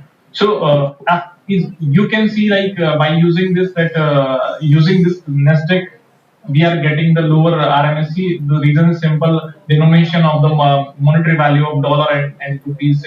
In dollar, there are 88 or more than 80 rupees. So for that purpose, the value of NSE stocks is higher. That's why we can see that we are seeing the more RMSE compared to the Nasdaq one. Okay, and another thing that we can see, that all the multivariate model having these stacked LSTM or vanilla LSTM, all these models are predicting better, having low RMSE compared to the univariate one. And one more thing that we want to see by this, that both this blue and red one, incremental and offline online model. So incremental model, if you can see the delay. So this is the delay stock extraction time, like at 9:15 we extracted, and this is the forecasting delay in milliseconds. So in less than a second we forecasted the next value. Okay. So by this way, the average forecasting delay of incremental learning was 940 millisecond, while for offline online forecasting it was only 617 millisecond. Means in less than a second you are able to predict the next value. That shows our model is working in the real time approach. Okay, so outcome of this study is like the addition of technical indicators to univariate time series improves forecasting accuracy, and in order to make effective real-time forecast, offline training models can be combined with information collected during the real-time feeds, and then as compared to mean absolute error and RMSE, mean absolute percentage error is the pattern measuring model performance for the stock forecasting, and deep learning model at the last can provide the less mean absolute percentage error. They are most accurate compared to this. So this is all from my side. Thank you, and I am open to questions.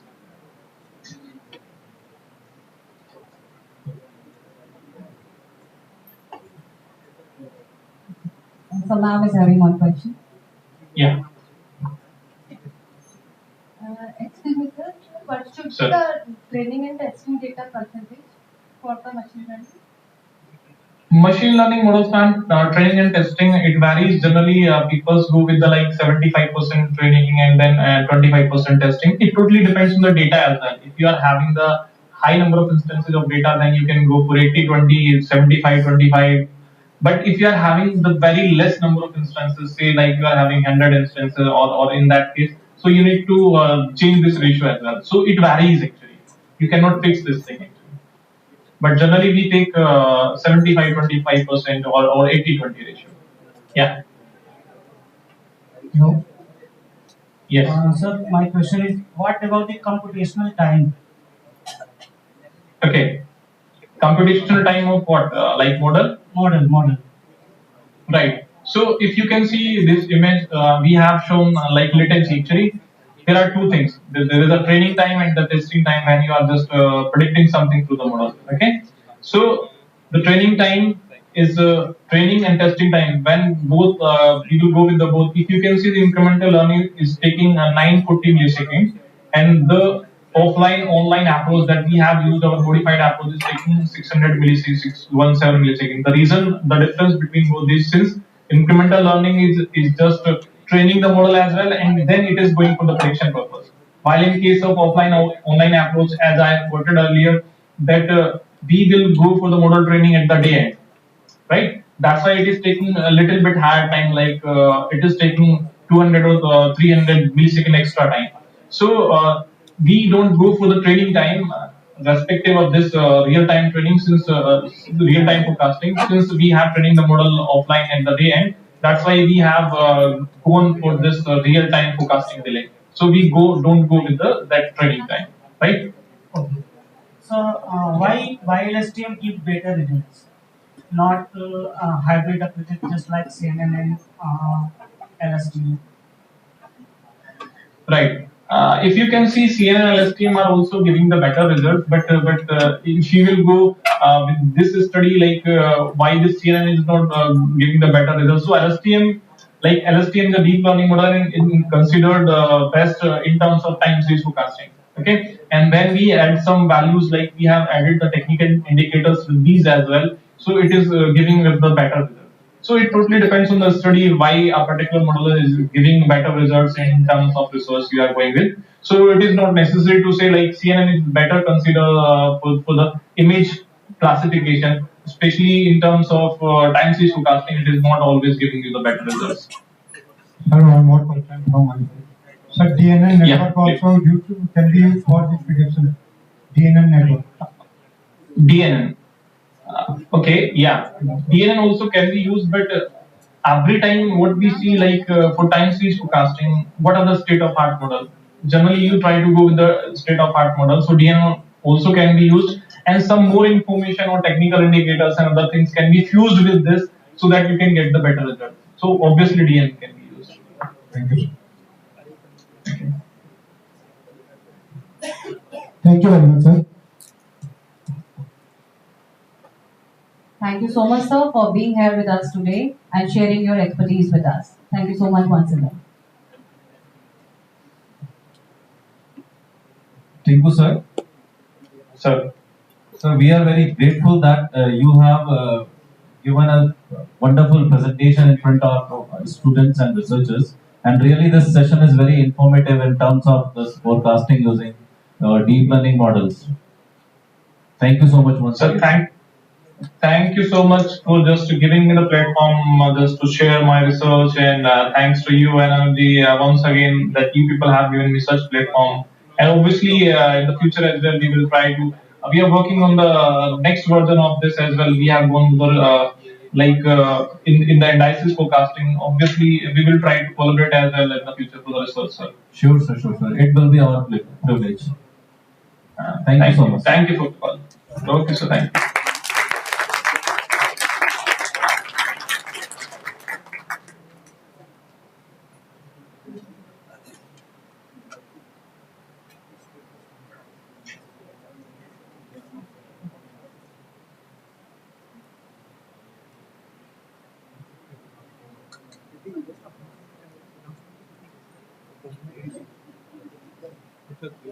I request participants to proceed for lunch towards HM restaurant. We shall be assembled in the hall in another 45 minutes.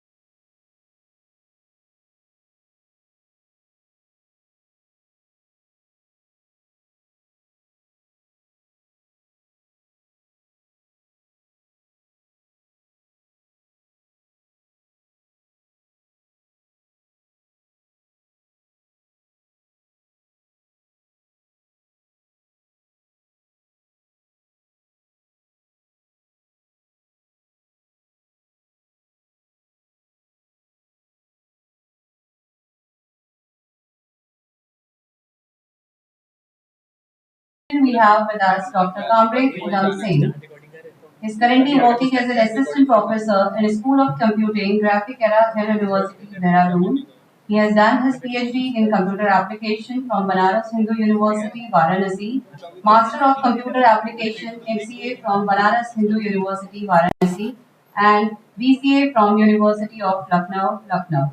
He has received many fellowships like postdoctoral fellowship from National Cheng Kung University, Taiwan, University Grand Commission Senior Research Fellowship, University Research Commission Junior Research Fellowship. He has many research papers in SCI Scopus Journal. He is a member of Journal Editorial Board.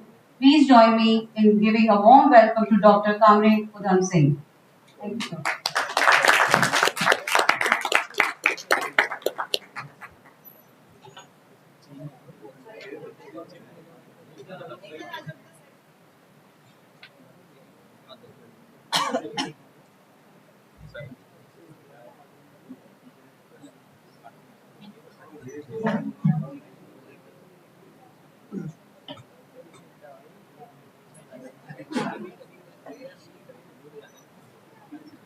Thank you, ma'am. Good afternoon, everyone. Today I will make the presentation to keep in mind for fifth semester, I think third semester student to prepare the project for final semester. Okay. Topic is information security, authentication, and application to healthcare. What is information security? I think from 20 decades earlier, it started from not online, that time the physical communication was there. In history, I have seen incidents. There was a king in Persia, I think, named Herodotus. He wanted to communicate his father. He was a prisoner in Greece. Then he tried to several ways, but he was not successful. After some time, he got an idea. He saved the hair of a slave and tattooed the masses. After some days, they have grown up, and he sent the slave in the enemy kingdom. After some time, the slave was arrested by the enemy kingdom soldiers, and he sent the prison. Okay, there his father saved the head and got the information. This was the first incident for it used for information security, and this is called the steganography. After some days, they are using steganography technique for information security.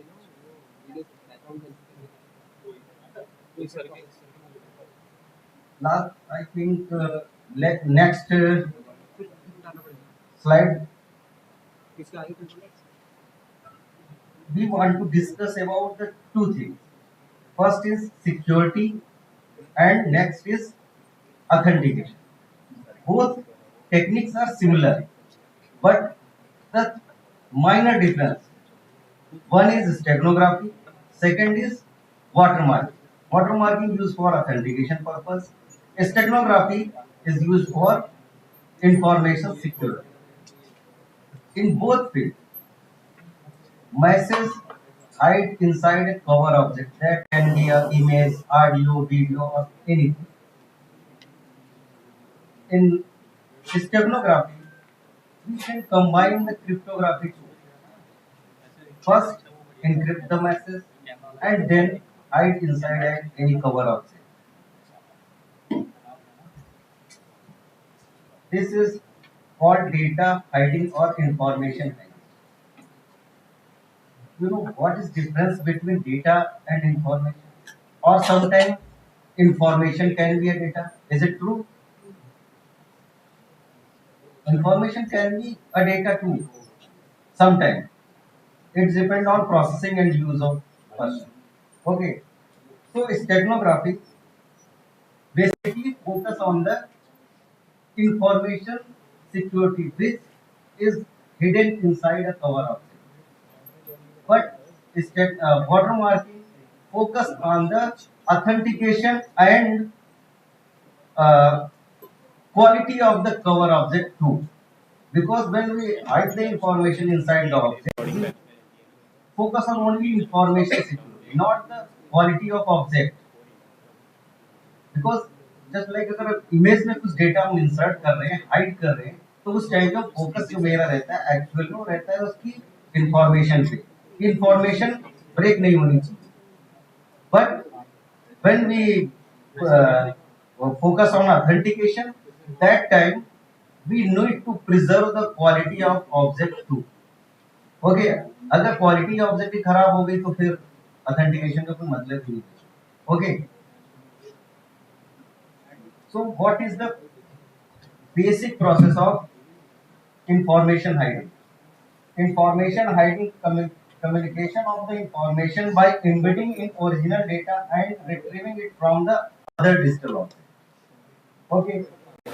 Information encoder means you can use the cryptographical method for encryption, decryption. You can use RSA algorithm, DES. Data encryption एक standard 10 करके एक algorithm है encryption के लिए you can use different algorithm and after that encrypted method encrypted message or information because if you use encryption on text data then the algorithm will be different when you work on the image data then encryption algorithm will be different so the processing will be done after that this message will be hidden in a cover object it can be video audio or image because it's depend on the size of data if you data size is low then you can use a audio signal it is very easy in audio signal you can divide the signal in some chunks and then use the simple algorithm if you work in a special domain. Yes. If you use transformation, want to use the transformation and work in frequency domain, apply some transformation, one-dimensional transformation DWT because you work in discrete. You cannot apply the continuous signal. Okay. So transformation you can use DWT if you want to use lifting of the transform, integer to integer transform. Okay.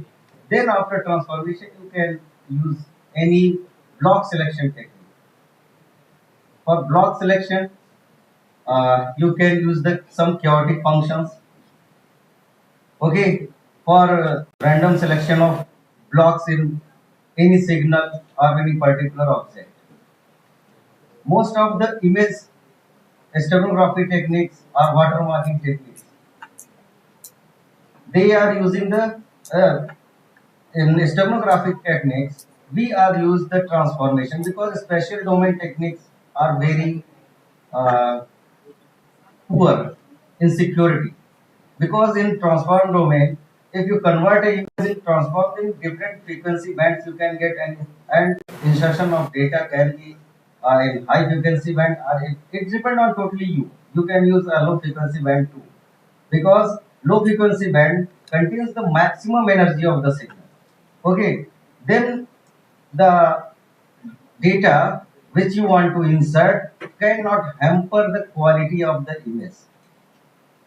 Next, in a spatial domain, these are the media objects.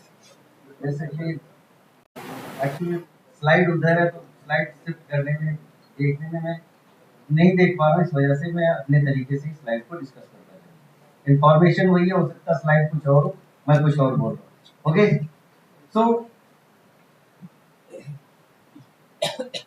okay these are the techniques steganography okay this is the simple idea this is the career image they have applied some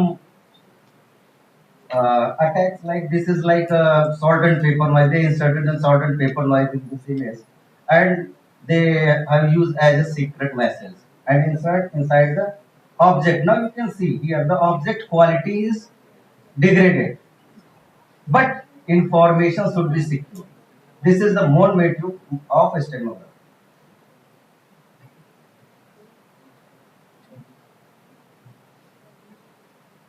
I have already told steganography and cryptography are both used together to make any scheme robust against the image processing attack. Like when you transfer the image, some man in middle attack can be applied there, like salt and paper, noise attack, noise addition, or some filtering attack. Because filtering attack denoise the image, your data can be deleted. Okay,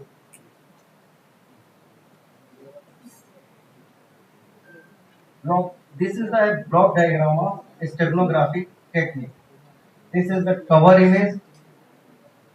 This is the secret message which you want to insert inside the image, and then some encoding techniques which you want to use for encryption or for block selection. And then this is the object. Create the stego object means after insertion the data what you have get the final image. Then this is the first process. This is called data embedding. Next process is data extraction. What you have inserted inside the image, you must retrieve from there. So some key should be there, and they decode the cover object. They decode the message from the cover objects. Some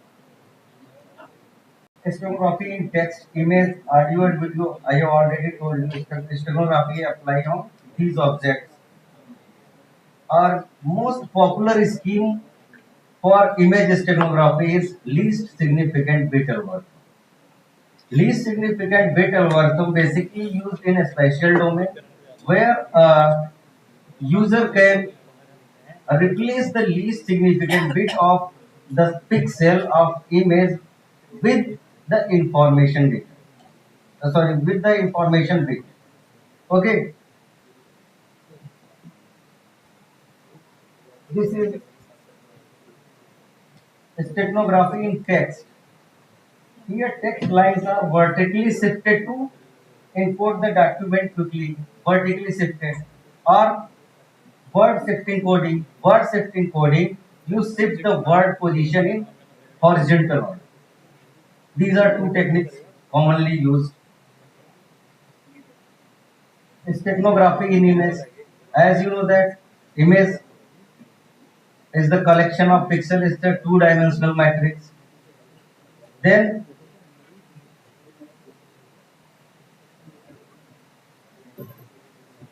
okay, in image you can initially divide the image in the several parts before embedding the data.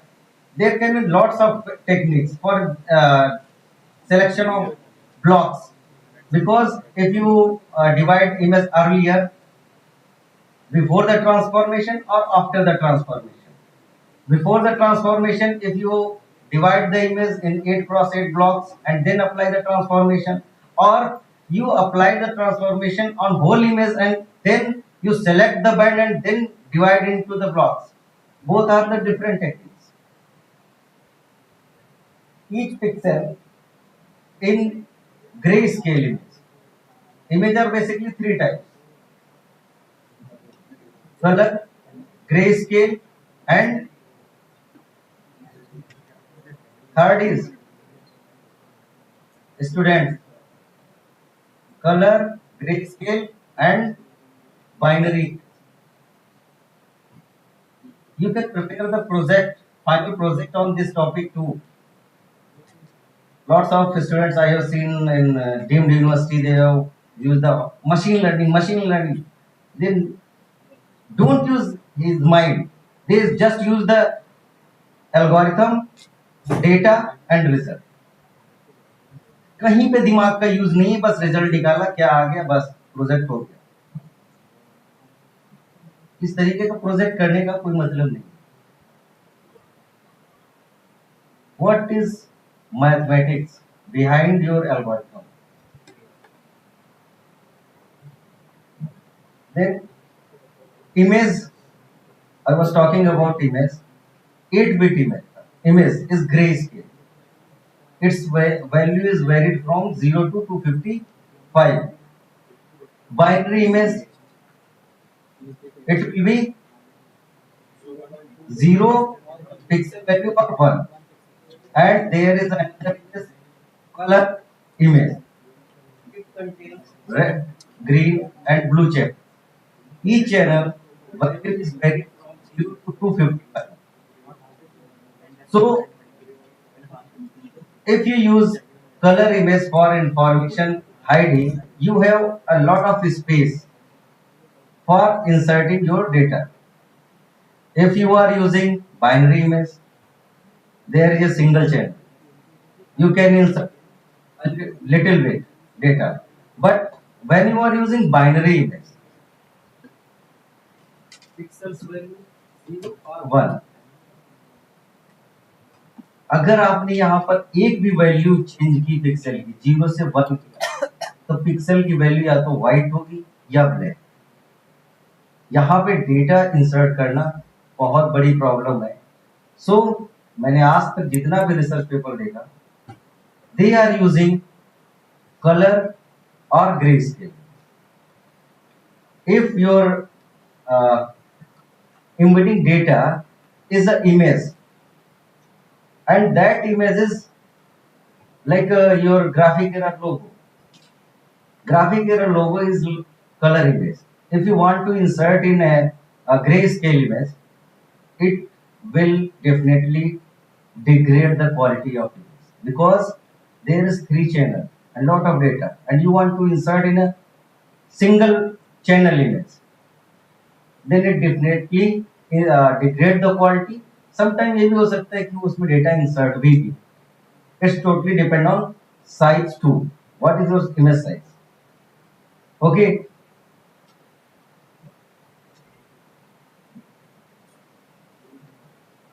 In audio steganography, in audio signal, it's a single channel, and in one-dimensional transform, one-dimensional DWT, you can one-dimensional LWT if you want to work in frequency domain. But if you want to work in a spatial domain, you just divide the signal in 8 cross in 8 bits or 16 bits. Okay, then you can just use the LSB algorithm. Simply replace the least significant bit of your block and then merge it and create the final signal. But if you work in transform domain, this is called frequency domain. First, initially you apply the transform, then go for block selection, block creation, and then insert the input.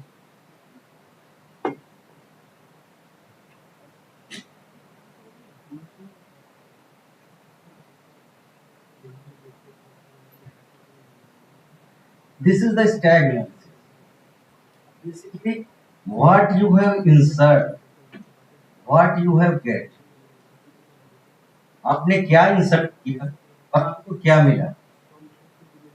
This is basically focus on that.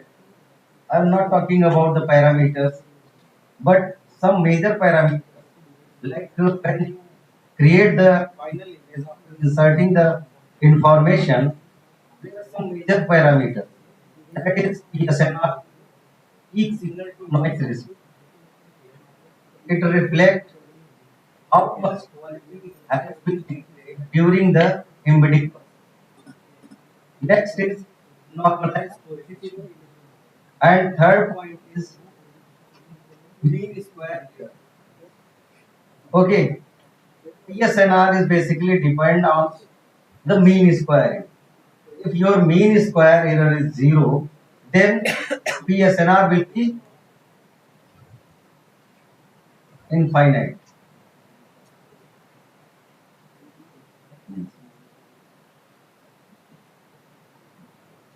These are the applications. Okay, now I will move on Next topic, watermarking. Watermarking basically used for content authentication. In the COVID duration, you have seen a lot of data has been transferred to online mode. Then अगर कोई radiologist data receive कर रहा है,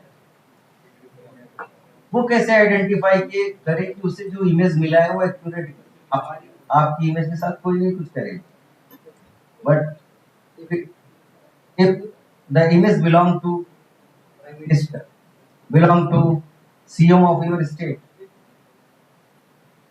कोई भी कुछ भी करना चाहेगा, खुद की रिपोर्ट कुछ भी चेंज कर सकता है. तो how radiologist identify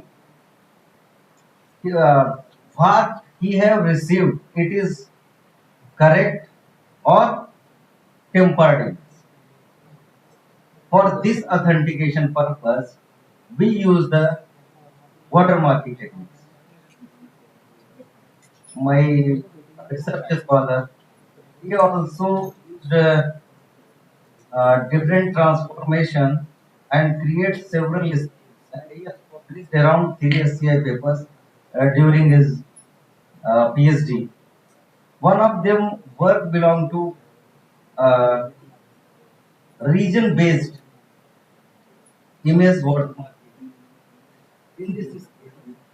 In this process, initially he applied the segmentation and he divide the image in region of interest and non-region of interest. Region of interest means just like अगर ultrasound है या आपका x ray image है, वहां पे जहां पे उसमें फ्रैक्चर्स हैं या इंफॉर्मेशन यूजफुल है डॉक्टर्स के लिए, this is called region of interest. And बाकी जो एरिया इमेज का है, that is called non region of interest. Doctor को केवल उस पोर्शन से डायग्नोस करना है जिस रीजन में कोई फ्रैक्चर है या कोई किसी भी तरीके की प्रॉब्लम है. If you are work on, I have also published a paper in IEEE. Axis, this belong to lung CT scan, where I have just segmented the lungs region and save it in other matrix. I then apply the transform on complete image. Then select those regions where non-region of interest there. Okay.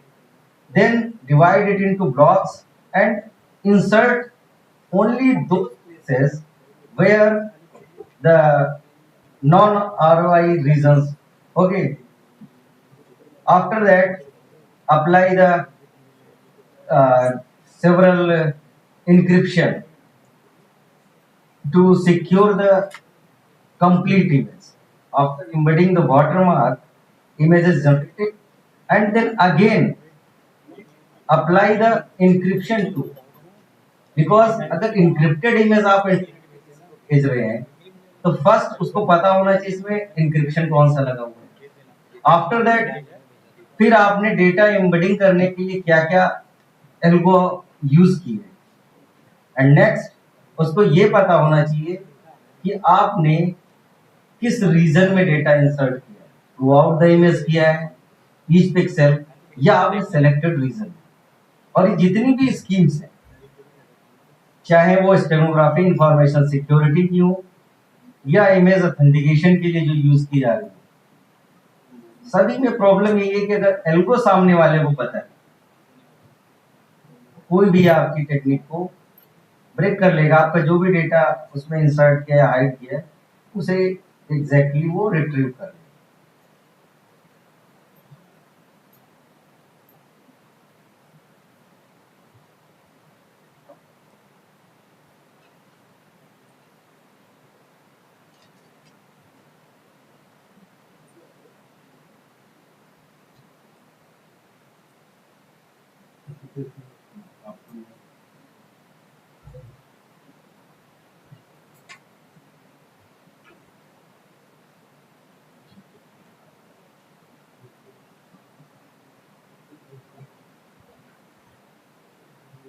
Hello.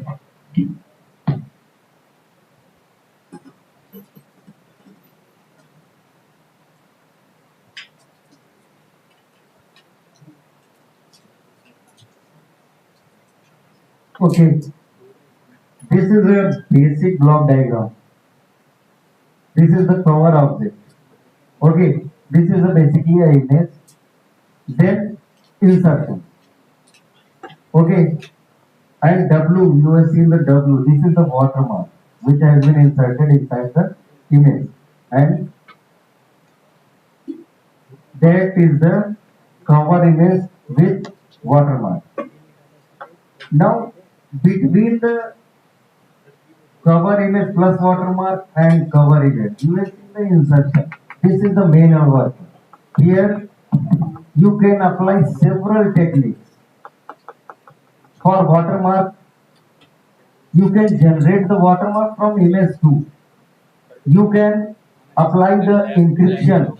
You can insert the encrypted watermark. For encryption, you can use annual transform.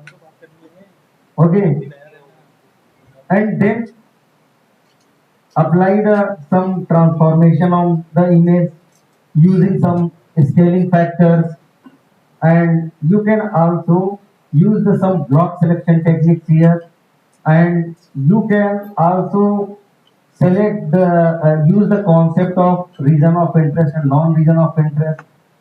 Then at the insertion time, for encryption purpose, like if you use the Arnold transformation, you need a key for decrypt the message when you extracted it from the watermark. Then you when you receive the cover, you receive the watermark image and apply the extraction process. You need the secret key for decryption, and then you will receive the watermark.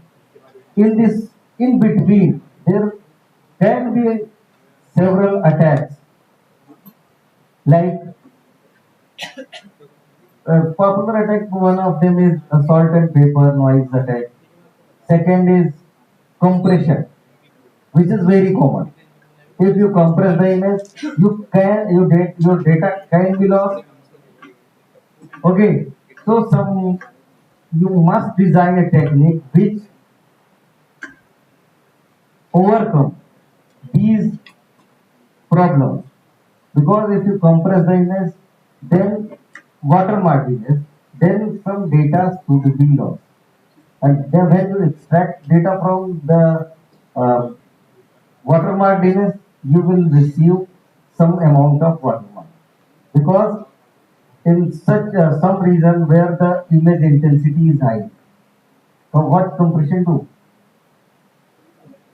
It compress the bits. When it compress, your data can be lost. और हो भी सकता है नहीं भी हो सकता, it depend. Okay, if data loss हो गया कंप्रेस के टाइम इमेज का, then when you retrieve your watermark, apply the extraction algorithm. What is extraction algorithm? It is the reversal process of your embedding. Okay, when you apply the extraction, then you can see several portion of the watermark has been lost.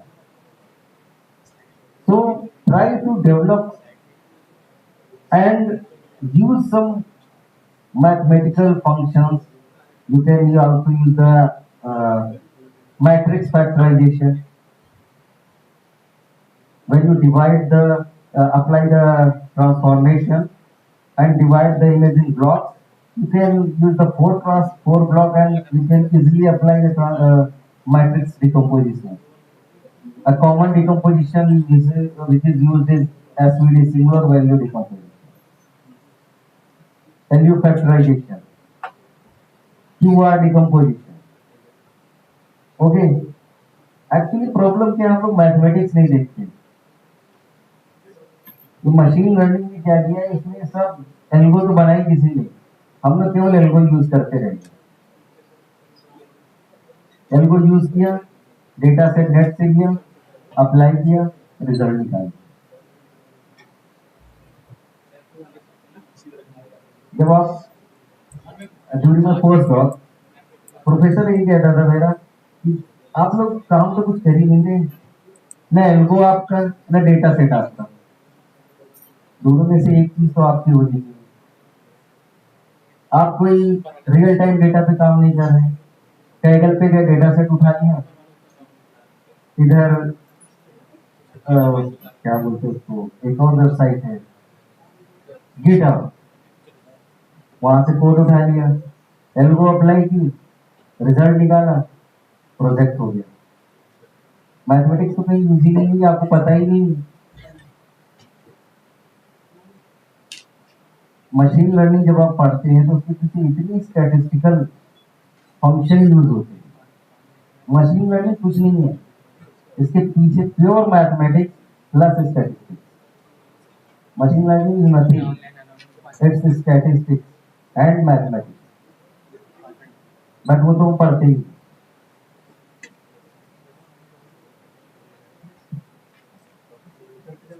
Watermarking is also used for text, image, and video because these are the data where we can where we need authentication.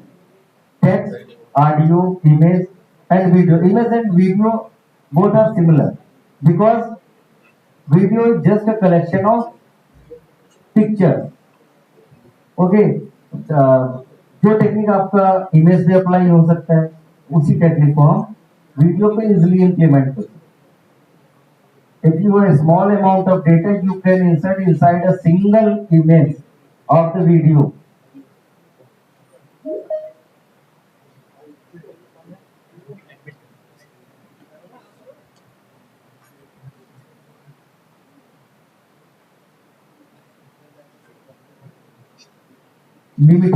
Some limitations and conclusions. Rapidly growing field of digitized image, video and audio has urged for the need of protection. Watermarking is a key process in the protection of copyright. Ownership of electronic data, image, audio or video, it can be any type. Digital image does not prevent copyright or distribution. Digital watermarking alone is not a complete solution for access copy control or copyright protection. So that's why we combine the cryptography with the steganography or with watermarking to provide the better protection. Digital watermarking cannot survive every possible attack because my scholar during his PhD and second paper he has developed a scheme for ultrasound images. This system is not sustained against the geometrical attack. Geometrical attack means if you rotate the image, at 90 degree, it is okay. 180 is it okay? But when rotation is 6 degree, 11 degree, 21 degree, that time it fails. कोई भी scheme कभी भी secure नहीं हो सकती, कहीं ना कहीं पे वो कोई न कोई ऐसा अटैक जरूर होता है जहां पे वो सस्टेन नहीं कर पाते। ओके,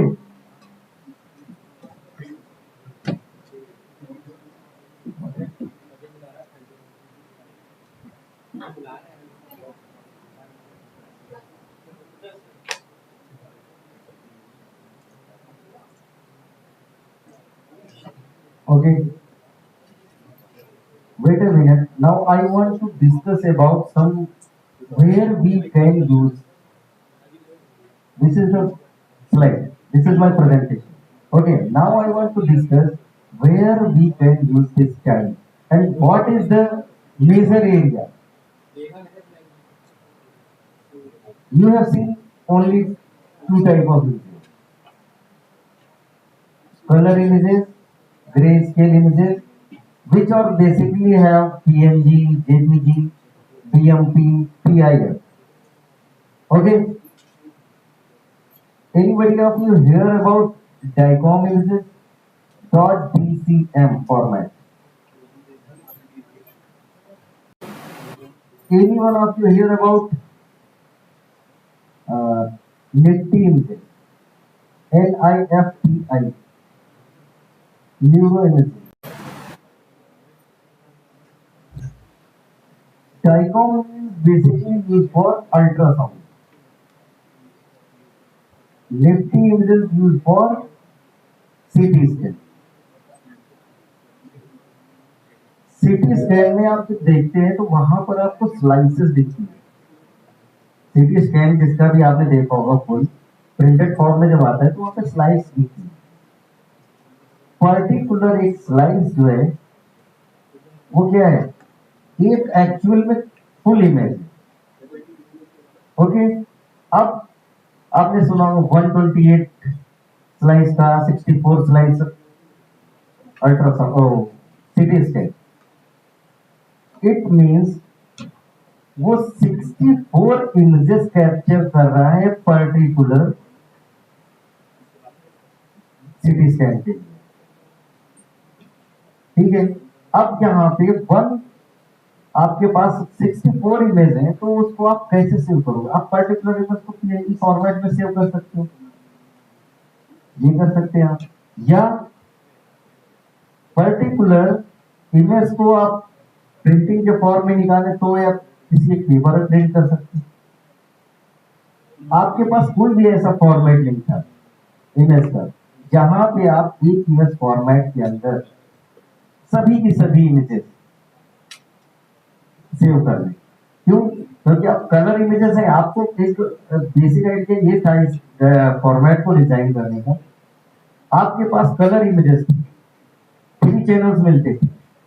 सेम उसी पैटर्न पे इन्होंने क्या किया कि कलर इमेज में 3 चैनल होते थे, रेड, ग्रीन एंड ब्लू। अब यहाँ पर आपने सीटी स्कैन देखा होगा तो उसमें होते हैं 2 चैनल, सॉरी एक ही चैनल होता है 2 dimensional image, black grey scale image. ठीक है, तो अब आपके पास 2 डायमेंशन हो गए मैट्रिक्स के लिए, एक तो हो गया 2 डायमेंशनल इमेज के लिए। अगर यहीं पर एक 3 डायमेंशन यूज कर दें हम, जो नंबर ऑफ स्लाइसेस को स्टोर करें, if it is 64 then image size is 512 cross 512 and there is 64 slice ultrasound में 10 multiplied by 64. This is called a Nifty image format.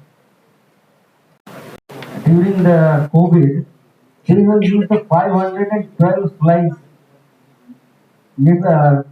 CT scan. They have taken 512 images of a single patient. अगर इस तरीके के data आपको एक folder बना के रखना हो या इस तरीके से, it create a problem. If you working on apply the machine learning algorithm on this data set where you are using JPG, PNG, or the same form, leave it. Start working on this type of data. Same चीज अगर आप different data पे लगाते हो ना, उसके अलग ही result निकलेंगे और उसका इम्पैक्ट अलग पड़ता है। पेपर एक्सेप्टेंस के चांसेस बहुत ज्यादा है। मेरा एक भी पेपर, जब से मैंने इस फील्ड में काम किया, मेरा एक पेपर रिजेक्ट नहीं हुआ। एक भी पेपर मैंने स्प्रिंगर में ही पब्लिश किया, IEEE में ही पब्लिश किया, उसके बाद some MDPI journals and Taylor and Francis, around 5 to 10 SCI paper मैंने पब्लिश किया, एक भी पेपर रिजेक्ट नहीं हुआ। कोई काम ही नहीं करता। Every time you choose a new field, new type of data set. Okay, thank you everyone.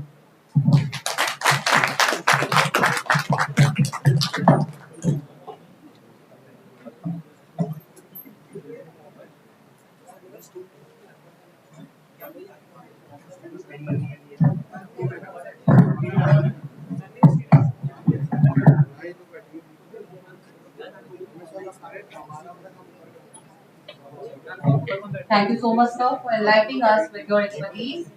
For the next session, we have with us Dr. Arvind Kumar Tiwari. Dr. Tiwari is the professor. Dr. Arvind Kumar Tiwari is a professor